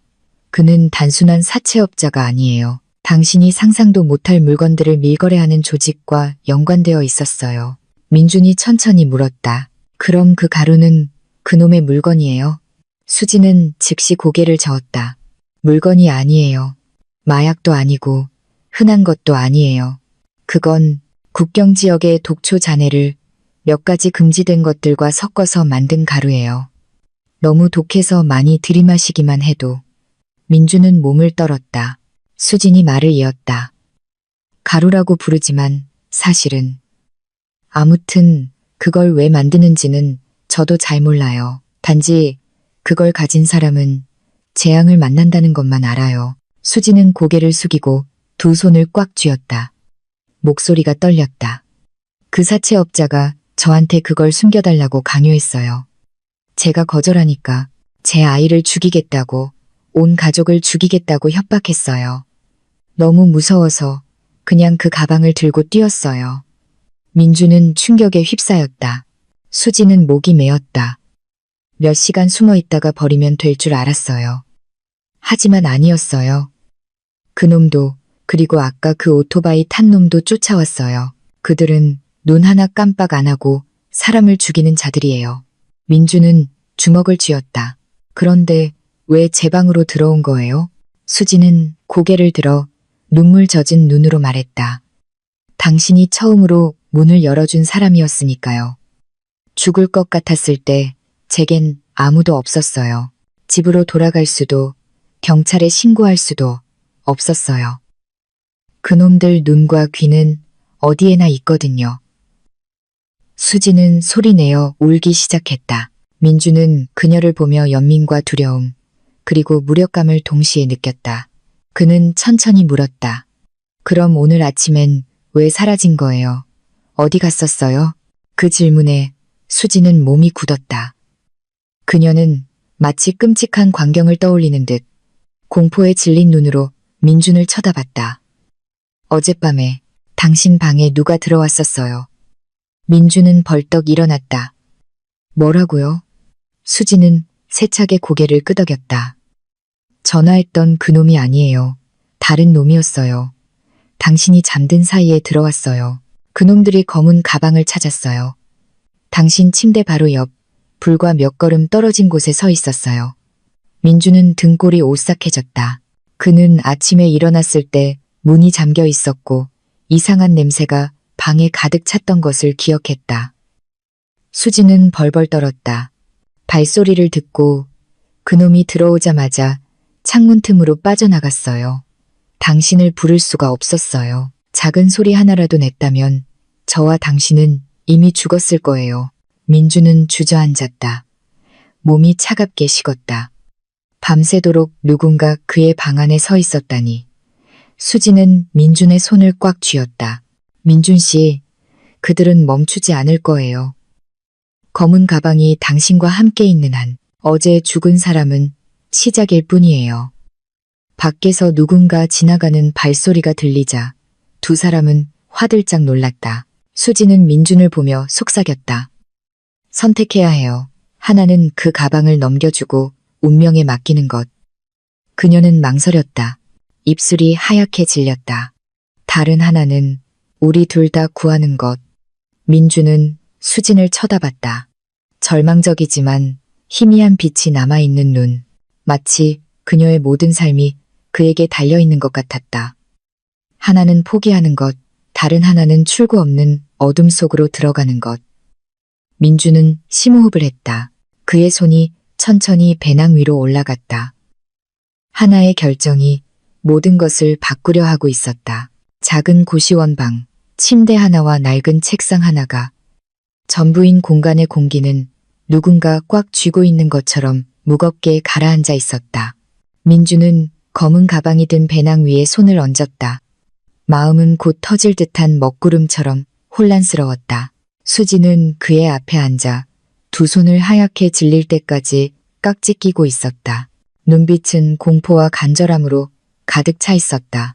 민준 씨, 결정해야 해요. 그 가방을 계속 가지고 있으면 당신도 위험해져요. 수진이 갈라진 목소리로 말했다. 민주는 그녀를 빤히 쳐다봤다. 그럼 제가 어떻게 하길 원해요? 그놈들한테 넘겨줘요? 그럼요. 그들이 당신을 살려줄까요? 수지는 침묵했다. 그 침묵이야말로 가장 명확한 대답이었다. 민주는 그가 검은 가방을 넘겨주든 아니든 그와 수지는 이미 표적이 되었다는 것을 깨달았다. 그들이 이미 이곳을 그녀의 은신처로 특정했기 때문이다. 그가 조용히 물었다. 우리 둘 다 구한다는 건 어떻게 하는 거죠? 수지는 심호흡하며 말을 정리하려 애썼다. 유일한 방법은 열쇠를 쥔 사람, 바로 정보원을 찾는 거예요. 민주는 미간을 찌푸렸다. 무슨 정보원이요? 수지는 두려움과 희망이 뒤섞인 눈으로 민준을 쳐다봤다. 그 사채업자에게 이 가방을 넘겨준 사람이에요. 그놈 혼자 얽힌 게 아니에요. 배우가 있고 그 배우도 지금 저를 찾고 있어요. 민주는 몸이 차가워졌다. 두 세력이 있다는 말이에요? 수지는 고개를 끄덕였다. 양쪽 모두 가방 안의 것을 원해요. 한쪽은 아까 그 남자 같은 배신자를 처리하는 놈들이고 다른 한쪽은 물건을 넘겨준 놈들인데 제가 들고 튀었으니 되찾으려 하는 거죠. 민주는 멈칫했다. 그럼 당신은 양쪽 모두에게서 도망치고 있는 거네요. 수지는 고개를 떨궜다. 어젯밤 그놈들 눈빛을 보기 전까지는 검은 가방이 그렇게까지 위험한 물건인 줄 몰랐어요. 민주는 침대에 주저앉아 두 손으로 이마를 짚었다. 평범한 여자가 두 세력의 추격전에 휘말렸고 자신은 단지 문을 열어줬다는 이유로 그물에 걸린 것처럼 얽혀들었다. 민준이 속삭였다. 정보원을 찾으려면 어디서부터 시작해야 하죠? 수지는 민준을 보며 천천히 말했다. 모든 것을 잘하는 사람이 한 명 있어요. 그 사채업자의 옛 부하였죠. 망을 보기도 했고 이 물건을 여러 곳에 전달하기도 했어요. 그는 이 물건의 출처를 알아요. 민준이 고개를 들었다. 지금 그는 어디에 있죠? 수지는 떨리는 목소리로 말했다. 신화 도매시장에요. 냉동창고 구역에서 경비원으로 일하고 있어요. 이름은 철민이에요. 하지만 그곳에 껍데기처럼 숨어 지내요. 그놈들이 그를 죽이려고 한 지 오래됐거든요. 민주는 똑바로 앉았다. 눈빛이 날카로워졌다. 그를 찾으면 이 가방이 뭔지, 그리고 왜 그놈들이 당신을 그렇게까지 쫓는지 명확히 말해줄 거라는 거군요. 수지는 세차게 고개를 끄덕였다. 네, 그 사람만이 탈출구를 알아요. 민주는 더 이상 생각할 수 없었다. 상황이 이 지경에 이르렀는데 가만히 있는 것은 죽음을 기다리는 것과 같았다. 수진을 여기에 남겨두는 것도 안전하지 않았다. 그는 일어나 배낭을 쏟다. 수진이 깜짝 놀랐다. 민준 씨, 어디 가려고요? 민주는 단호하게 말했다. 철민이라는 사람을 찾으러요. 수진은 민준의 손을 붙잡았다. 목소리가 거의 부서질 듯했다. 안 돼요. 당신은 몰라요. 그놈들이 그 시장을 계속 감시하고 있어요. 낯선 사람이 어슬렁거리기만 해도 바로 잡혀갈 거예요. 민주는 그녀의 손을 잡으며 안심시켰다. 알아요. 하지만 정보원을 찾지 않으면 우리 둘 다 죽어요. 수지는 계속 고개를 저었지만 민준이 말을 끊었다. 저를 믿어요. 순간 수진의 눈빛이 부드러워졌다. 그녀는 입술을 피가 나도록 깨물더니 가볍게 고개를 끄덕였다. 눈물이 떨어졌지만 그녀는 재빨리 닦아냈다. 민준이 방문을 열자 수지는 멈춰서서 문을 잡고 나지막이 말했다. 정문으로 나가면 안 돼요. 뒷길로 가요. 민준은 고개를 끄덕였다. 그와 수지는 고시원 뒷문을 통해 무성한 바나나 나무 숲을 빠져나갔다. 고시원 뒤편의 흙길은 아는 사람이 거의 없었다. 민준이 앞장섰고 수지는 바로 뒤를 따르며 걱정스럽게 계속 뒤를 돌아봤다. 고시원을 벗어난 지 얼마 되지 않아 멀리서 오토바이 소리가 들려왔다. 수지는 그의 손을 꽉 쥐었다. 그들이 돌아오고 있어요. 민주는 수진을 끌어당겨 버려진 집의 얼룩진 벽 뒤로 숨었다. 오토바이가 지나갔다. 바로 아까 그 남자였다. 그는 천천히 달리며 길 구석구석을 훑어보고 있었다. 수지는 거의 숨을 멈췄다. 민주는 그녀가 떨지 않도록 어깨를 가볍게 감쌌다. 오토바이가 시야에서 사라지자 민주는 가자고 신호했다. 두 사람은 흙길을 따라 작은 묘지를 가로질렀다. 향냄새가 희미하게 남아 있었다. 수지는 민준에게 바싹 붙어 걸었다. 마치 몇 미터만 떨어져도 끌려갈 것처럼 두려워했다. 신화 도매시장 근처에 다다르자 술에 끄는 소리, 상인들의 목소리, 서로를 부르는 소리가 시끄럽게 울려 퍼졌다. 하지만 그 소음 속에서도 민주는 누군가 자신들을 감시하고 있는 듯한 섬뜩한 느낌을 받았다. 수진이 저편의 냉동 창고 구역을 가리켰다. 민주는 배낭을 고쳐매고 창고 입구로 다가갔다. 경비원 한 명이 밖에 서 있었지만 철민은 아니었다. 그는 키가 크고 눈이 사나웠으며 민준을 의심스러운 사람처럼 쳐다봤다. 민준이 조심스럽게 물었다. 아저씨, 혹시 철민 씨 어디서 일하는지 여쭤봐도 될까요? 경비원은 얼굴을 찌푸렸다. 어떤 철민, 여기 그런 이름 없어. 수진이 민준의 옷소매를 잡아당기며 물러서라고 신호했다. 민준은 즉시 알아차렸다. 이 사람은 철민에 대해 언급하고 싶어 하지 않았다. 즉, 철민은 정말로 이 구역에 숨어 있다는 뜻이었다. 민준은 냉동 창고 뒤편 낡은 컨테이너들이 불량품을 보관하는 데 사용되는 곳으로 돌아갔다.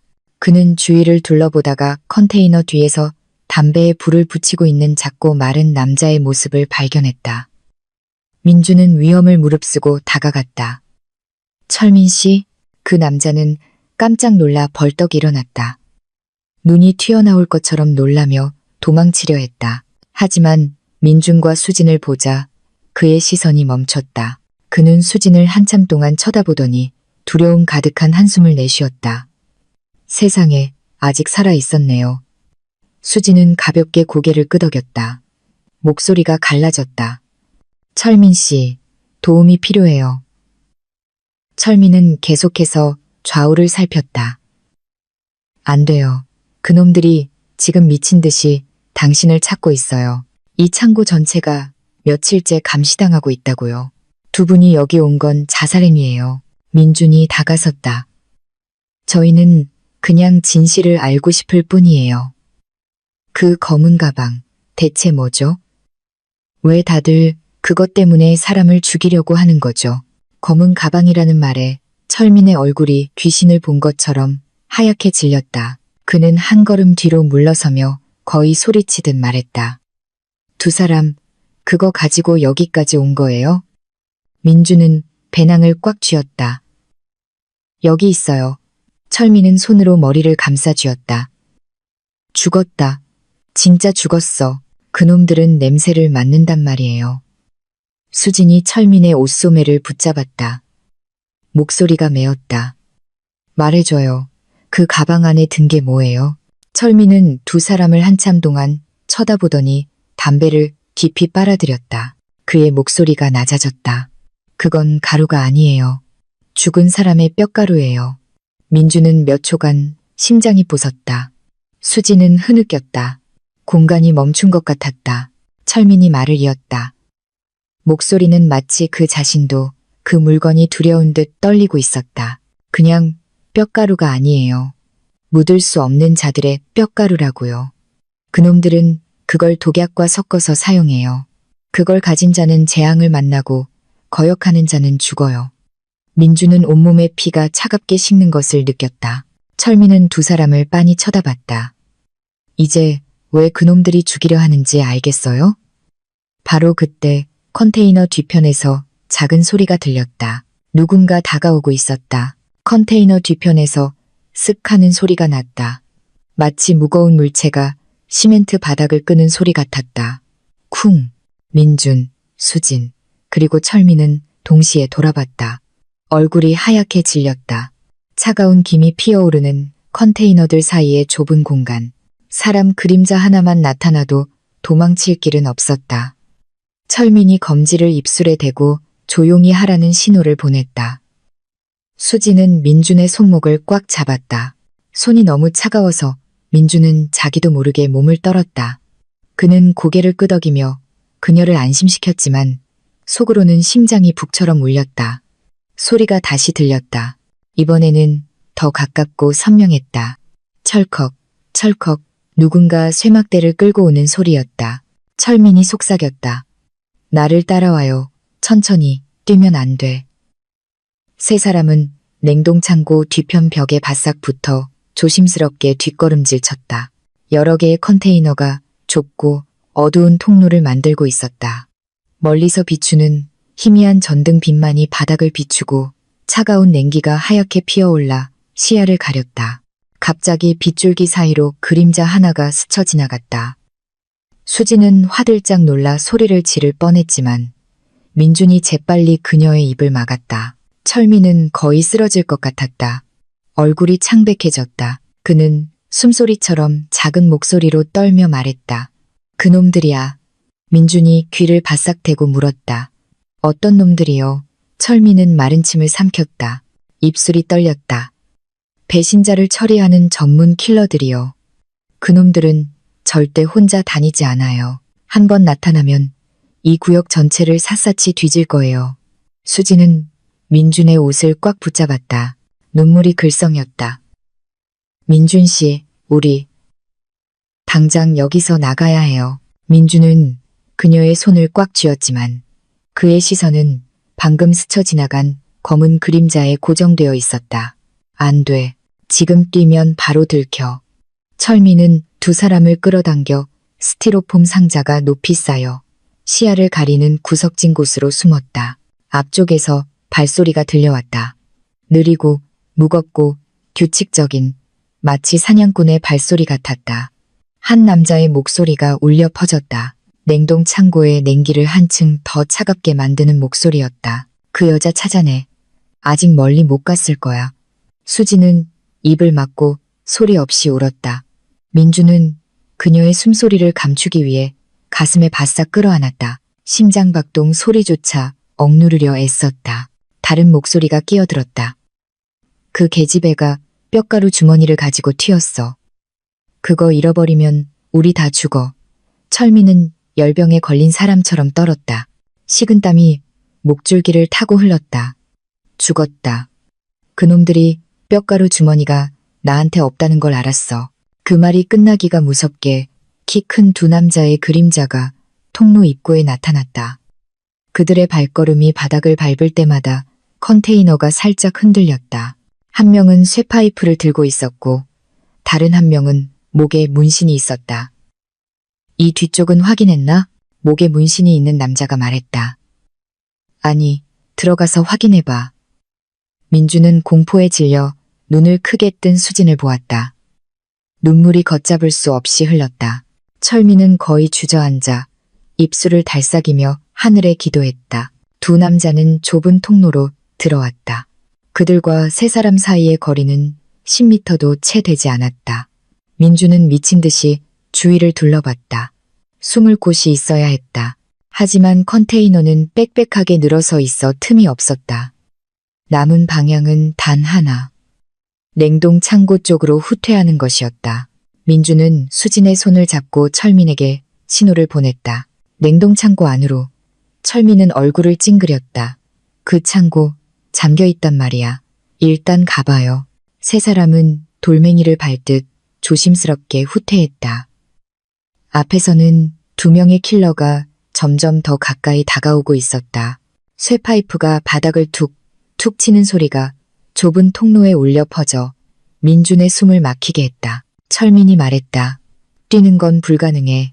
이제 방법은 하나뿐이야. 철민은 떨었지만 고개를 끄덕였다. 냉동 창고 문이 바로 등 뒤에 있었다. 민주는 문에 바싹 붙어 손잡이를 힘껏 돌렸다. 열리지 않았다.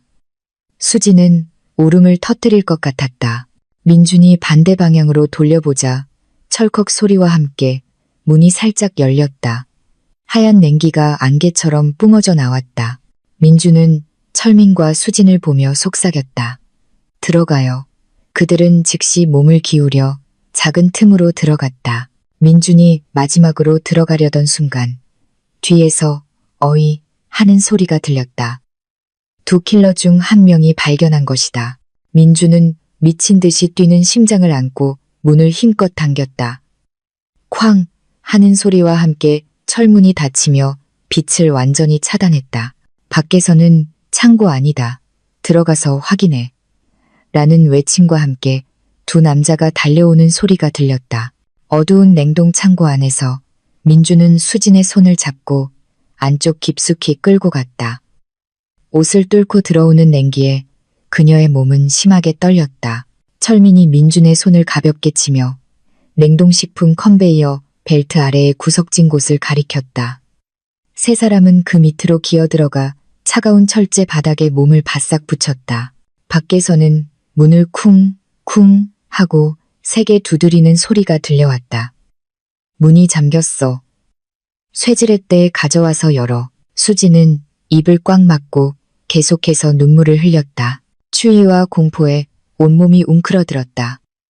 민주는 그녀를 가슴에 바싹 끌어안고 두 손으로 그녀의 머리를 감쌌다. 철민은 멈추지 않고 떨며 거친 숨을 몰아쉬었다. 쇠지렛대로 문을 따려는 쨍그랑 소리가 들려왔다. 세게 열어. 그 계집애 이 안에 숨었어. 라는 욕설도 들렸다.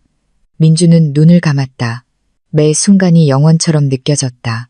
문이 열리는 순간 세 사람 모두 그 자리에서 죽을 것이다. 철민은 거의 정신을 잃을 것처럼 떨었지만 간신히 속삭였다. 민준 씨, 만약 저놈들이 들어오면 수진 씨 데리고 뒷문으로 도망쳐요. 당신은 젊으니까 뛸 수 있을 거야. 민주는 철민의 어깨를 꽉 잡으며 날카롭게 말했다. 셋 다 살 겁니다. 아무도 버려두지 않아요. 철민은 입술을 깨물었다. 눈시울이 붉어졌다. 수지는 민준의 가슴에 얼굴을 묻고 꺼져가는 목소리로 말했다. 민준 씨, 만약 제가 죽으면 그 뼈가루 주머니 가지고 있지 마요. 태워버려요. 민준은 그녀의 손을 꽉 쥐었다. 아무도 안 죽어요. 쇠를 따는 소리는 점점 더 거세졌다. 쾅, 쾅, 쾅. 민주는 숨을 죽였다. 수지는 떨었고 철민은 발작하듯 몸을 떨었다. 그런데 갑자기 창고 밖에서 트럭 경적 소리가 울려 퍼졌다. 창고 관리팀에서 검사 나왔습니다. 길 비켜주세요. 밖에서 소리치는 소리가 들리자 문을 따던 두 남자는 즉시 멈췄다. 젠장, 들키면 안 돼. 빨리 가자. 발소리가 요란하게 울리며 멀어지더니 이내 사라졌다. 냉동창고는 다시 조용해졌다. 민주는 주저앉아 숨을 헐떡였다. 수지는 울음을 터뜨렸다. 철민은 거의 녹초가 되었다. 한참 후 민준이 일어나 문에 귀를 갖다 댔다. 아무도 없었다. 철민이 떨리는 목소리로 말했다. 그놈들 다시 올 거예요. 민준 씨, 당장 가야 해요. 하지만 고시원으로는 돌아가면 안 돼요. 그곳은 이미 감시당하고 있어요. 민준은 철민을 보며 진지하게 말했다. 진실을 전부 말해줘야 해요. 그 뼈가루 대체 뭐예요? 왜 그놈들이 그렇게까지 원하는 거죠? 그리고 이 모든 것의 배우는 누구예요? 철민은 입술을 피가 나도록 깨물었다. 극도의 공포에 찬 눈빛으로 그는 천천히 한 글자 한 글자 말했다. 그 주머니 안의 것은 그냥 뼈가루가 아니에요. 죽음의 의식으로 처리된 자의 뼈가루예요.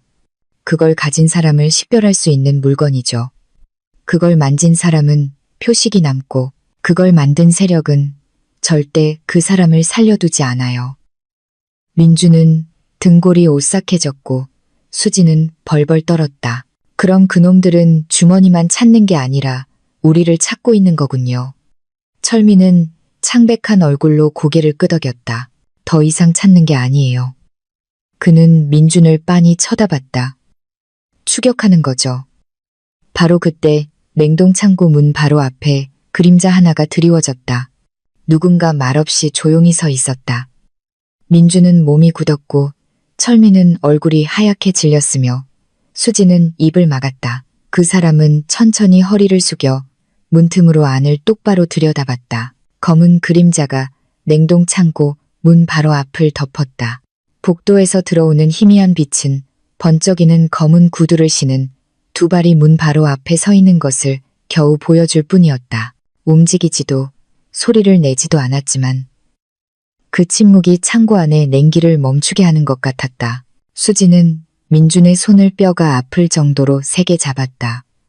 철민은 웅크린 채 땀을 비오듯 흘렸고 입술은 파랗게 질려 있었다. 민준은 문틈을 쳐다봤다. 틈은 크지 않았지만 눈을 보기에 충분했다. 그랬다.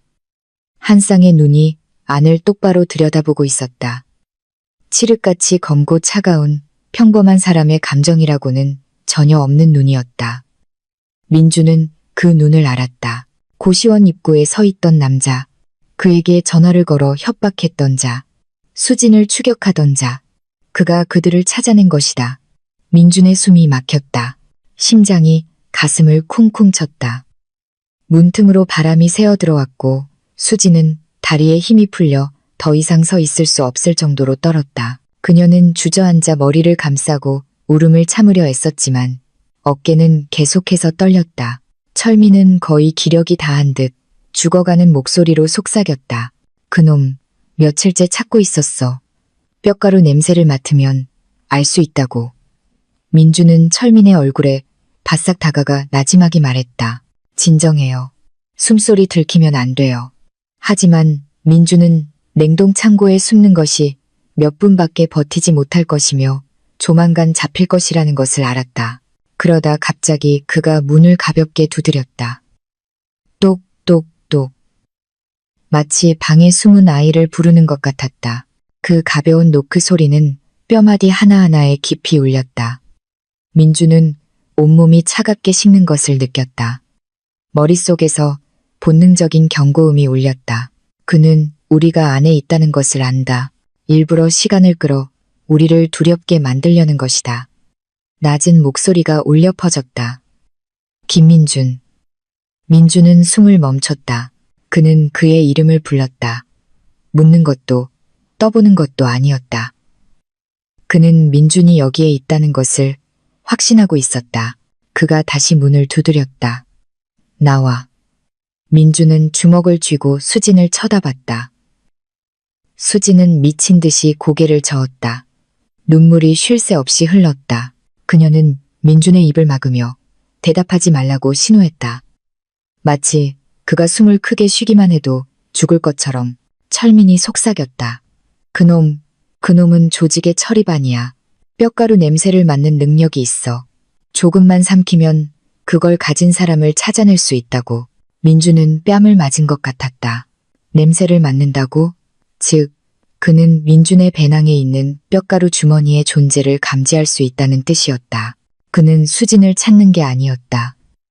민준을 찾고 있었다. 밖에서 구두가 움직이는 소리가 났다. 그는 허리를 숙여 문에 귀를 대고 있었다. 숨는 솜씨가 형편없군. 그의 목소리는 바람처럼 가벼웠지만 민준의 심장이 발끝으로 떨어지는 것을 느끼기에는 충분했다. 공기는 완전히 조용해졌다. 너무 조용했다. 민준은 더 이상 발소리도, 숨소리도, 바람소리도 듣지 못했다. 그가 가만히 서 있는 걸까? 아니면 떠난 걸까? 민준은 철민을 쳐다봤다. 철민은 고개를 저을 뿐이었다. 추격을 당해본 그는 그 침묵이 바로 덫이라는 것을 즉시 이해했다. 민준은 숨을 아주 조심스럽게 쉬려 애썼고 수지는 그에게 바싹 붙어 있었다. 마치 반뼘만 떨어져도 사라질 것처럼 민준은 폭풍 앞에 촛불을 막듯 그녀의 머리를 감쌌다. 그러다 쾅 냉동창고 문이 엄청난 힘에 부딪힌 듯 세차게 흔들렸다. 수지는 작은 비명을 지르고는 즉시 입을 막았다. 두 번째 충격, 쾅, 세 번째, 쾅, 쾅, 쾅. 철민은 거의 기절할 것처럼 떨었다. 문을 부수고 있어. 진짜로 문을 부수고 있다고. 민주는 주먹을 꽉 쥐었지만 손은 얼음장처럼 차가웠다. 문이 부서지면 세 사람에게는 단 하나의 결말만이 있을 뿐이었다. 수지는 벌벌 떨며 거친 숨결 속에서 나지막이 말했다. 민준 씨, 그놈을 죽일 수는 없어요. 도망칠 시간도 없고요. 뼈가루 주머니를 던져버려요. 민준은 휙 돌아보며 아주 천천히 속삭였다. 던지면 더 빨리 죽어. 수지는 말을 잇지 못했다. 맞았다. 뼈가루 주머니를 던지면 그가 그것을 가지고 있었다는 것을 확실히 알게 될 것이다. 그리고 철민의 말처럼 표식이 남은 사람은 어디로 도망치든 끌려오게 될 것이다. 철민이 민준의 어깨를 가볍게 쳤다. 그걸 계속 가지고 있으면 그는 들어올 때까지 문을 부술 거야. 이제 방법은 하나뿐이야. 민준은 철민을 뚫어져라 쳐다봤다. 무슨 방법? 철민은 입술을 핥으며 절망과 약간의 광기가 섞인 표정으로 민준을 쳐다봤다.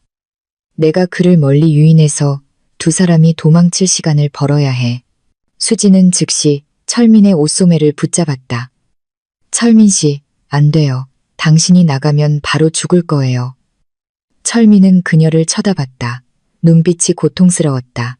수진 씨, 저는 어차피 지금까지 산 것도 별거 없어요. 하지만 당신은 달라요. 당신에겐 아이가 있잖아요. 제가 마지막으로 도와줄게요. 수지는 울었다. 안 돼요. 당신이 죽으면 저는 어떻게 살아요. 문을 두드리는 소리가 다시 울려 퍼졌다. 쾅, 쾅. 경첩이 거의 찌그러질 정도였다. 민준은 결정을 내려야 했다. 철민이 민준의 팔을 잡았다. 민준 씨, 저 여자는 죽으면 안 돼.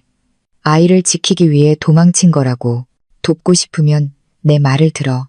민준은 이를 악물고 수진을 쳐다봤다. 고통과 두려움, 그리고 희미한 희망으로 가득 찬 눈. 그는 곧 부서질 것처럼 흔들리는 문을 쳐다봤다. 그는 떨고 있지만 눈에는 마지막 결의가 불타오르는 철민을 쳐다봤다. 그는 자신의 목숨을 걸고 그를 믿어준 수진을 쳐다봤다. 민주는 심호흡했다. 아무도 죽지 않아요. 철민은 멈칫했다. 바보 같은 소리마. 그놈은 닭목 비틀듯 사람을 죽여. 민주는 천천히 한 글자 한 글자 말했다. 아저씨는 저를 몰라요. 전 아무도 버려두지 않아요. 수지는 민준의 손을 잡고 울음을 터뜨렸다. 민준 씨, 무모한 짓 하지 마요. 민준은 수진의 어깨에 손을 얹고 목소리를 낮췄다. 아직도 저를 못 믿어요? 수지는 눈물 속에서 고개를 끄덕였다. 민준은 배낭을 돌려 지퍼를 열고 뼈가루 주머니를 꺼냈다. 하지만 주머니를 열지는 않았다.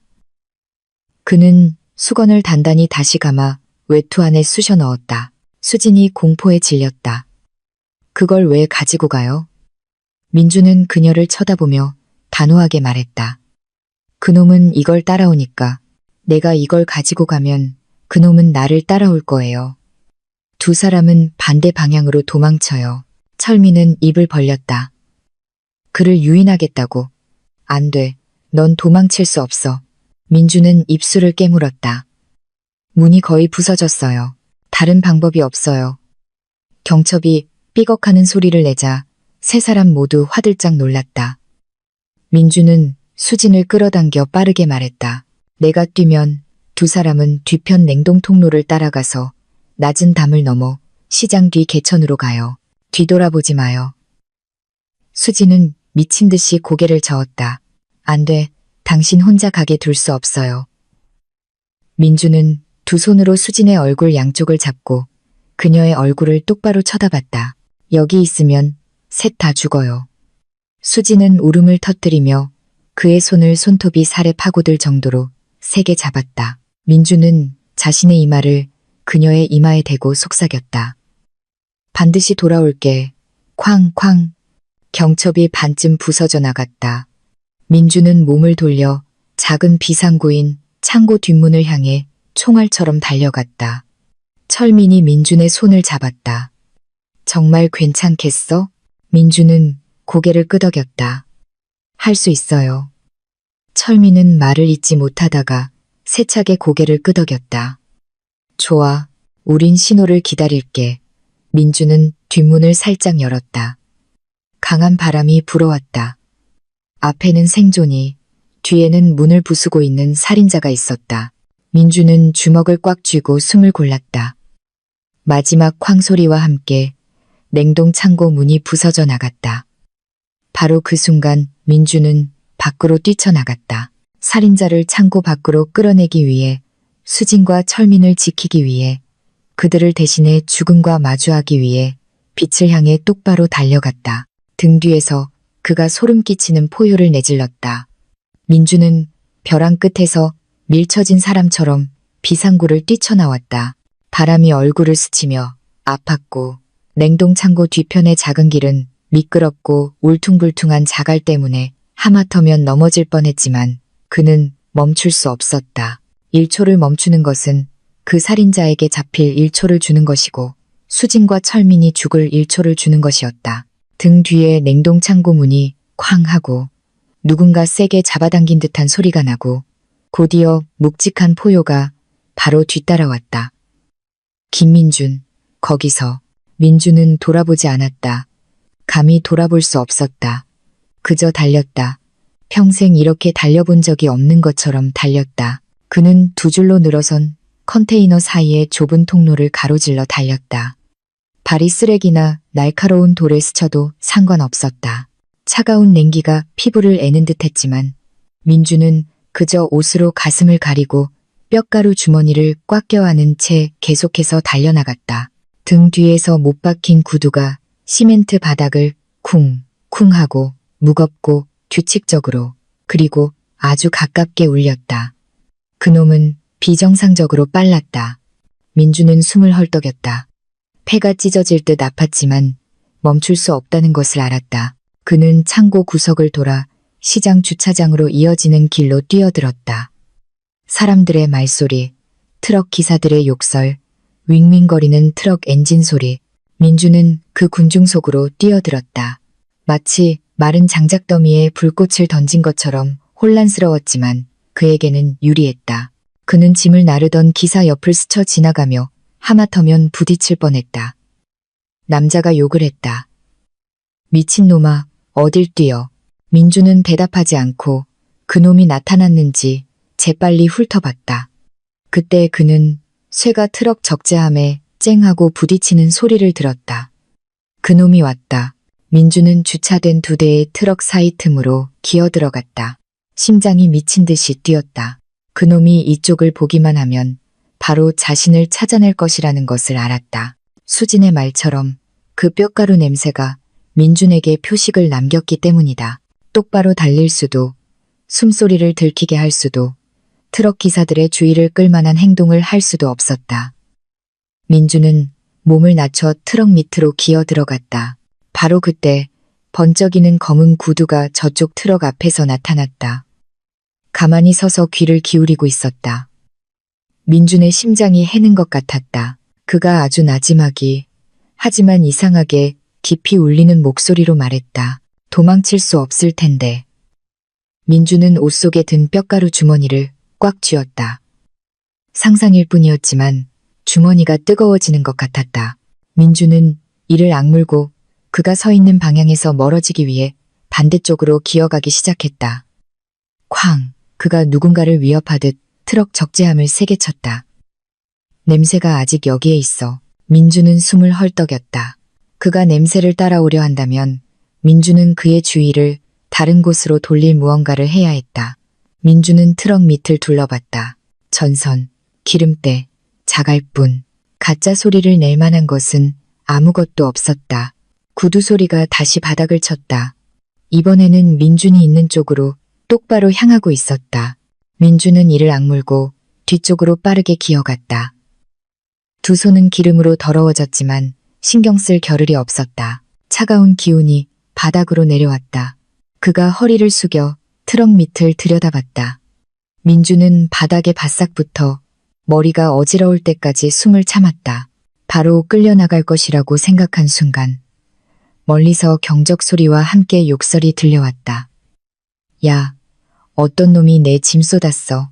시끄러운 기사들 무리가 몰려왔다. 살인자는 고개를 까딱였다. 그의 발소리가 트럭 밑에서 멀어졌다. 민주는 한숨을 돌렸다. 식은땀이 등허리를 적셨다. 그는 몇 초를 기다렸다가 트럭 뒤편으로 기어나와 조금 더 달린 후 콘크리트 벽을 따라 시장에서 사람이 더 적은 구역으로 향했다.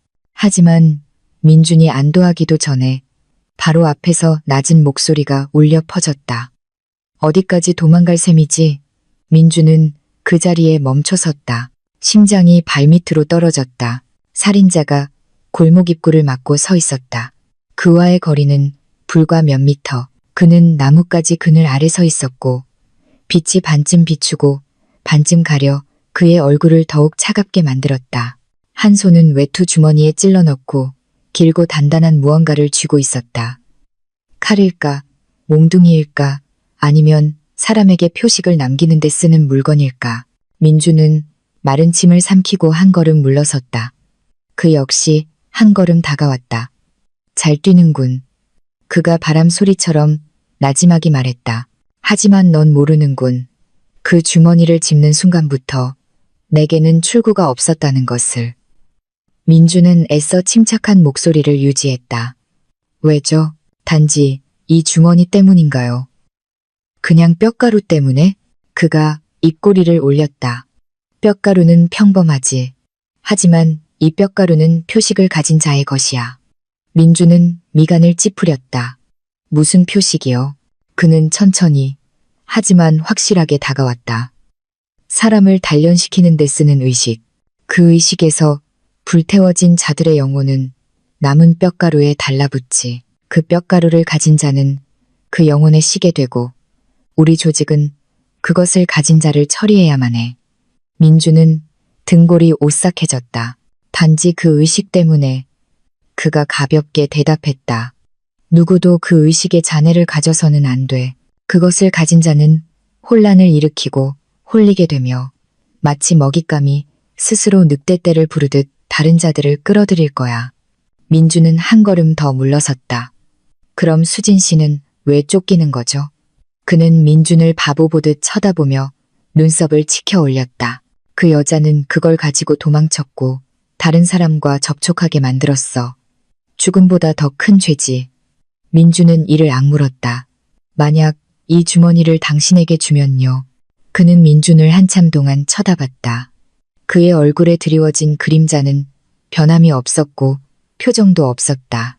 네가 한 번 만진 이상 뼈가루는 이미 너에게 표식을 남겼어. 민주는 떨었다. 표식을. 그가 가볍게 하지만 단호하게 고개를 끄덕였다. 뼈가루는 영혼을 담고 있고 그것을 가진 사람에게 달라붙는다.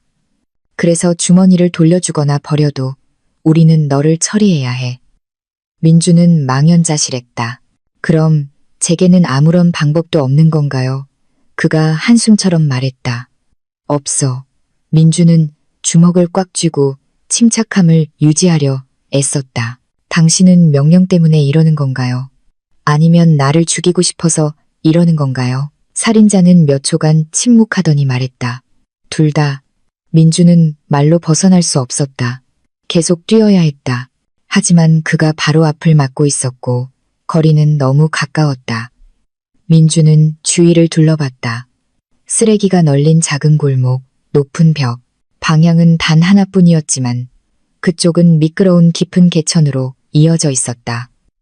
그가 한 걸음 더 다가왔다. 그 주머니 이리 내놔. 민주는 한 손으로 옷 속의 뼈가루 주머니를 잡고 다른 한 손으로는 발치에 있는 돌멩이를 살짝 건드렸다. 그가 그것을 보고 가볍게 웃었다. 그 돌멩이로 나를 치려고? 민주는 대답하지 않았다. 그가 다가왔다. 거리는 팔 하나 길이밖에 남지 않았다. 민준, 넌 모를 거야. 그걸 오래 가지고 있을수록 더 빨리 죽게 될 거야. 그것 때문에 죽은 사람이 아주 많아. 민준이 갑자기 고개를 들어 그를 쳐다봤다. 목소리가 너무나 평온해서 그조차도 살짝 멈칫했다.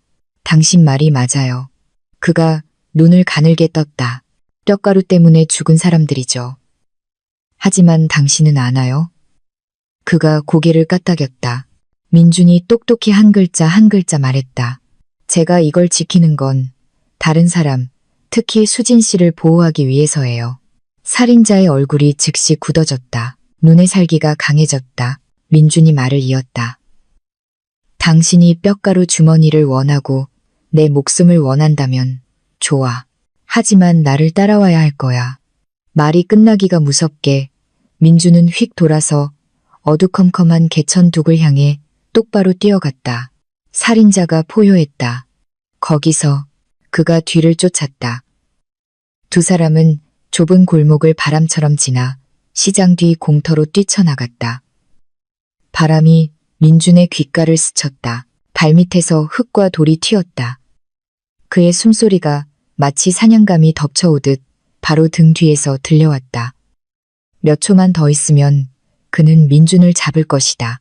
하지만 민준은 멈추지 않았다. 그는 깊은 개천둑 바로 앞까지 달려갔다. 살인자가 크게 외쳤다. 거기 뛰어내리면 죽어. 민준은 이를 악물었다. 당신한테 죽는 것보다 나아. 그리고 삶과 죽음의 그 순간 민준은 칠흑같이 어두운 개천 속으로 똑바로 뛰어내렸다. 차가운 물이 민준의 몸을 감쌌다.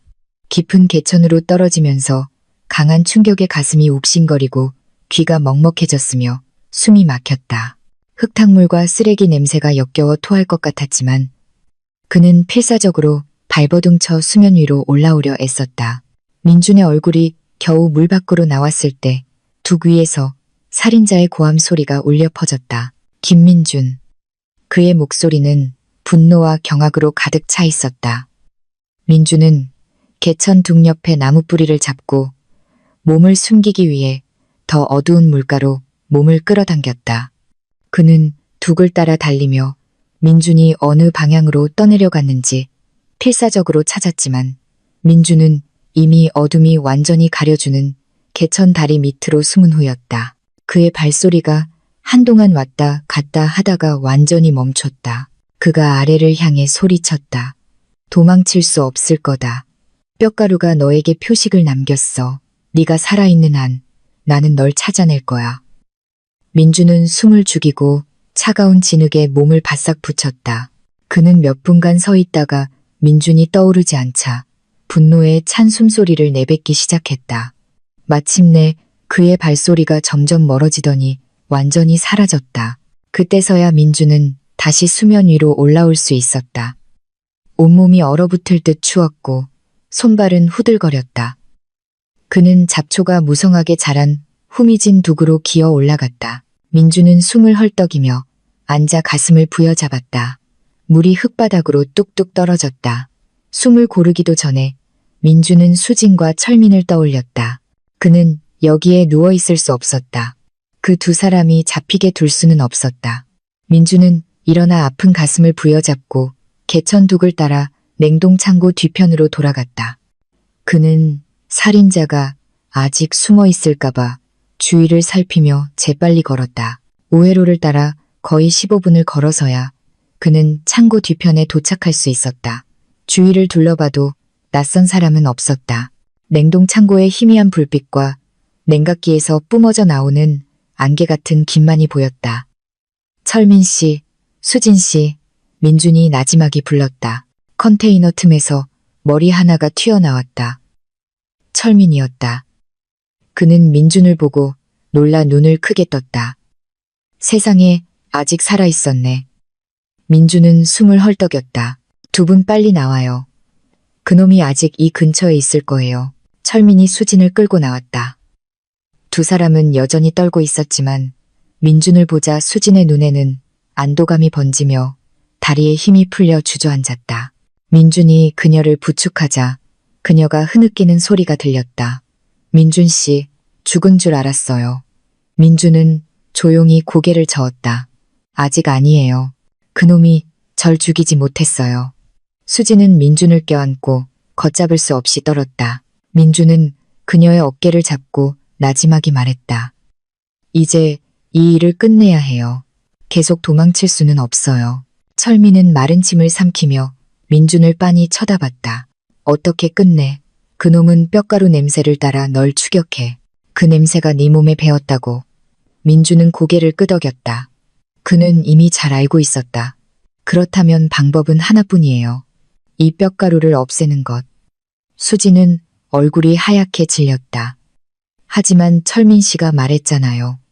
그 뼈가루는 의식에 묶여 있어서 없애기 힘들다고. 철민은 민준을 쳐다보고 그의 옷 속에 숨겨진 뼈가루 주머니를 쳐다봤다. 없앨 수는 있어. 하지만 독성 연기가 퍼지지 않게 물이 있는 곳에서 태워야 해. 민준은 등 뒤에 검은 개천을 쳐다봤다. 철민은 즉시 알아차렸다. 태운 다음에 개천에 던져야 해. 수진이 공포에 질렸다. 하지만 태울 때 냄새가 더 심해지면 그놈이 냄새를 맡고 올 수도 있잖아요. 민준이 바로 대답했다. 그럼 아주 빨리 해야죠. 더 이상 반대하는 사람은 없었다. 시간이 없었다. 세 사람은 개천둑의 한적한 구석으로 갔다. 민준은 뼈가루 주머니를 꺼냈다. 수건은 그대로 감겨 있었다. 냄새에 익숙해졌지만 수건을 풀자 안에 든 회색 가루는 여전히 등골을 서늘하게 만들었다. 수지는 입을 막고 눈물을 글썽였고 철민은 닿을까봐 두려운 듯 반걸음 물러섰다. 민준은 일할 때 항상 가지고 다니던 라이터를 꺼냈다. 손이 살짝 떨렸지만 평생 이렇게까지 단호했던 적은 없었다. 철민이 나지막이 말했다. 불이 붙으면 바로 던져. 뼈가루가 몸에 튀지 않게 조심하고. 민준은 고개를 끄덕였다. 그는 라이터를 켰다.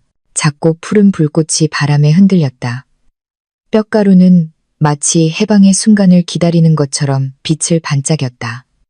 민준은 심호흡하고 불꽃을 통 가장자리에 가까이 가져갔다. 뼈가루는 거의 즉시 불이 붙었다. 작은 훅 소리와 함께 마치 독성 증기가 폭발하듯 불길이 치솟았다. 불꽃은 평범한 불꽃과 달랐다. 녹색이었다가 마치 뼈가루 안에 무언가가 반응하는 것처럼 짙은 붉은색으로 변했다. 수지는 두려워하며 민준에게 기댔다. 철민은 손으로 눈을 가렸다. 불길이 거세지자 민준이 외쳤다. 물러서요. 세 사람은 서둘러 뒤로 물러섰다. 불길이 가장 높이 치솟았을 때 민준은 온 힘을 다해 뼈가루 주머니를 개천 바닥으로 똑바로 던졌다. 치익, 물이 끓어오르는 소리가 났다. 독성 연기가 순간 피어올랐다가 옅어지며 완전히 꺼졌다. 이상한 냄새도 함께 사라졌다. 더 이상 민준을 쫓는 것은 아무것도 없었다. 철민은 그 광경을 보며 마치 무거운 짐을 내려놓은 사람처럼 눈물을 글썽였다. 끝났어. 뼈가루의 의식이 사라졌어. 수지는 안도감에 얼굴을 감싸고 울었지만 민주는 여전히 가만히 서 있었다. 그는 아직 끝나지 않았다는 것을 알았다. 그 살인자는 아직 남아 있었다. 민주는 철민을 향해 돌아섰다. 이제 그놈이 냄새를 따라올 수 없는 거죠? 철민이 고개를 끄덕였다. 그래, 이제 실이 끊긴 거야. 널 놓쳤어. 민주는 한숨을 내쉬었다. 며칠 만에 처음으로 수지는 주저앉아 민준을 껴안았다. 목소리가 터져 나왔다. 살았군요, 정말로. 민주는 그녀의 등을 가볍게 두드렸다. 수진 씨도 마찬가지예요. 세 사람은 한동안 말이 없었다. 개천 아래로 물 흐르는 소리만 들릴 뿐이었다. 더 이상 발소리도, 검은 그림자도, 뼈가루 냄새도, 쫓아오는 것도 없었다. 날이 밝아오자 민주는 수진과 철민을 안전한 우회로를 통해 고시원으로 데려다 주었다. 살인자는 더 이상 나타나지 않았다. 그는 더 이상 따라올 흔적도 추격할 이유도 없었다. 철민은 작별 인사를 했다.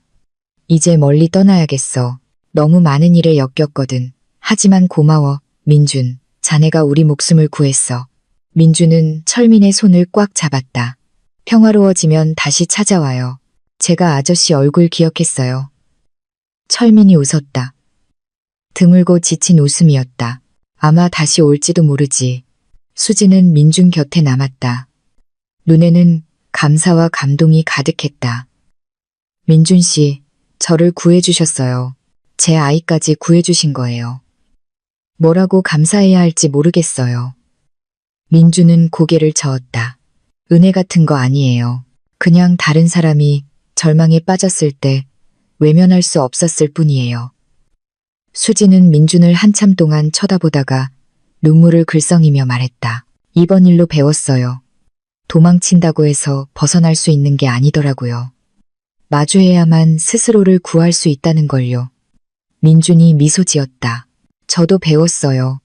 선행이 때로는 위험할 수 있지만 그것이 없다면 우리는 더 이상 사람이 아니겠죠. 두 사람은 평화가 서서히 돌아오고 있는 작은 골목을 내다봤다. 두려움은 점점 물러가고 각자의 마음속 깊이 남은 교훈만이 남았다. 더 이상 뼈가루 주머니도 쫓는 자도 숨어있는 검은 그림자도 없었다. 모든 것은 거기서 완전하고 깔끔하게 끝났다. 민준의 삶은 여전히 가난하겠지만 새로운 믿음 하나가 더해졌다. 밤이 아무리 어두워도 선량함을 잃지 않는다면 언제나 나아갈 길이 있다는 믿음. 끝까지 들어주신 모든 분들께 감사드립니다. 오늘 이야기가 의미 있었다면 가족 이야기 채널을 구독해 주시고 좋아요와 댓글을 남겨주세요. 저희에게 더 따뜻한 이야기를 만들 수 있는 큰 힘이 됩니다. 모든 분들의 하루하루가 늘 평안하고 건강하시기를 바랍니다.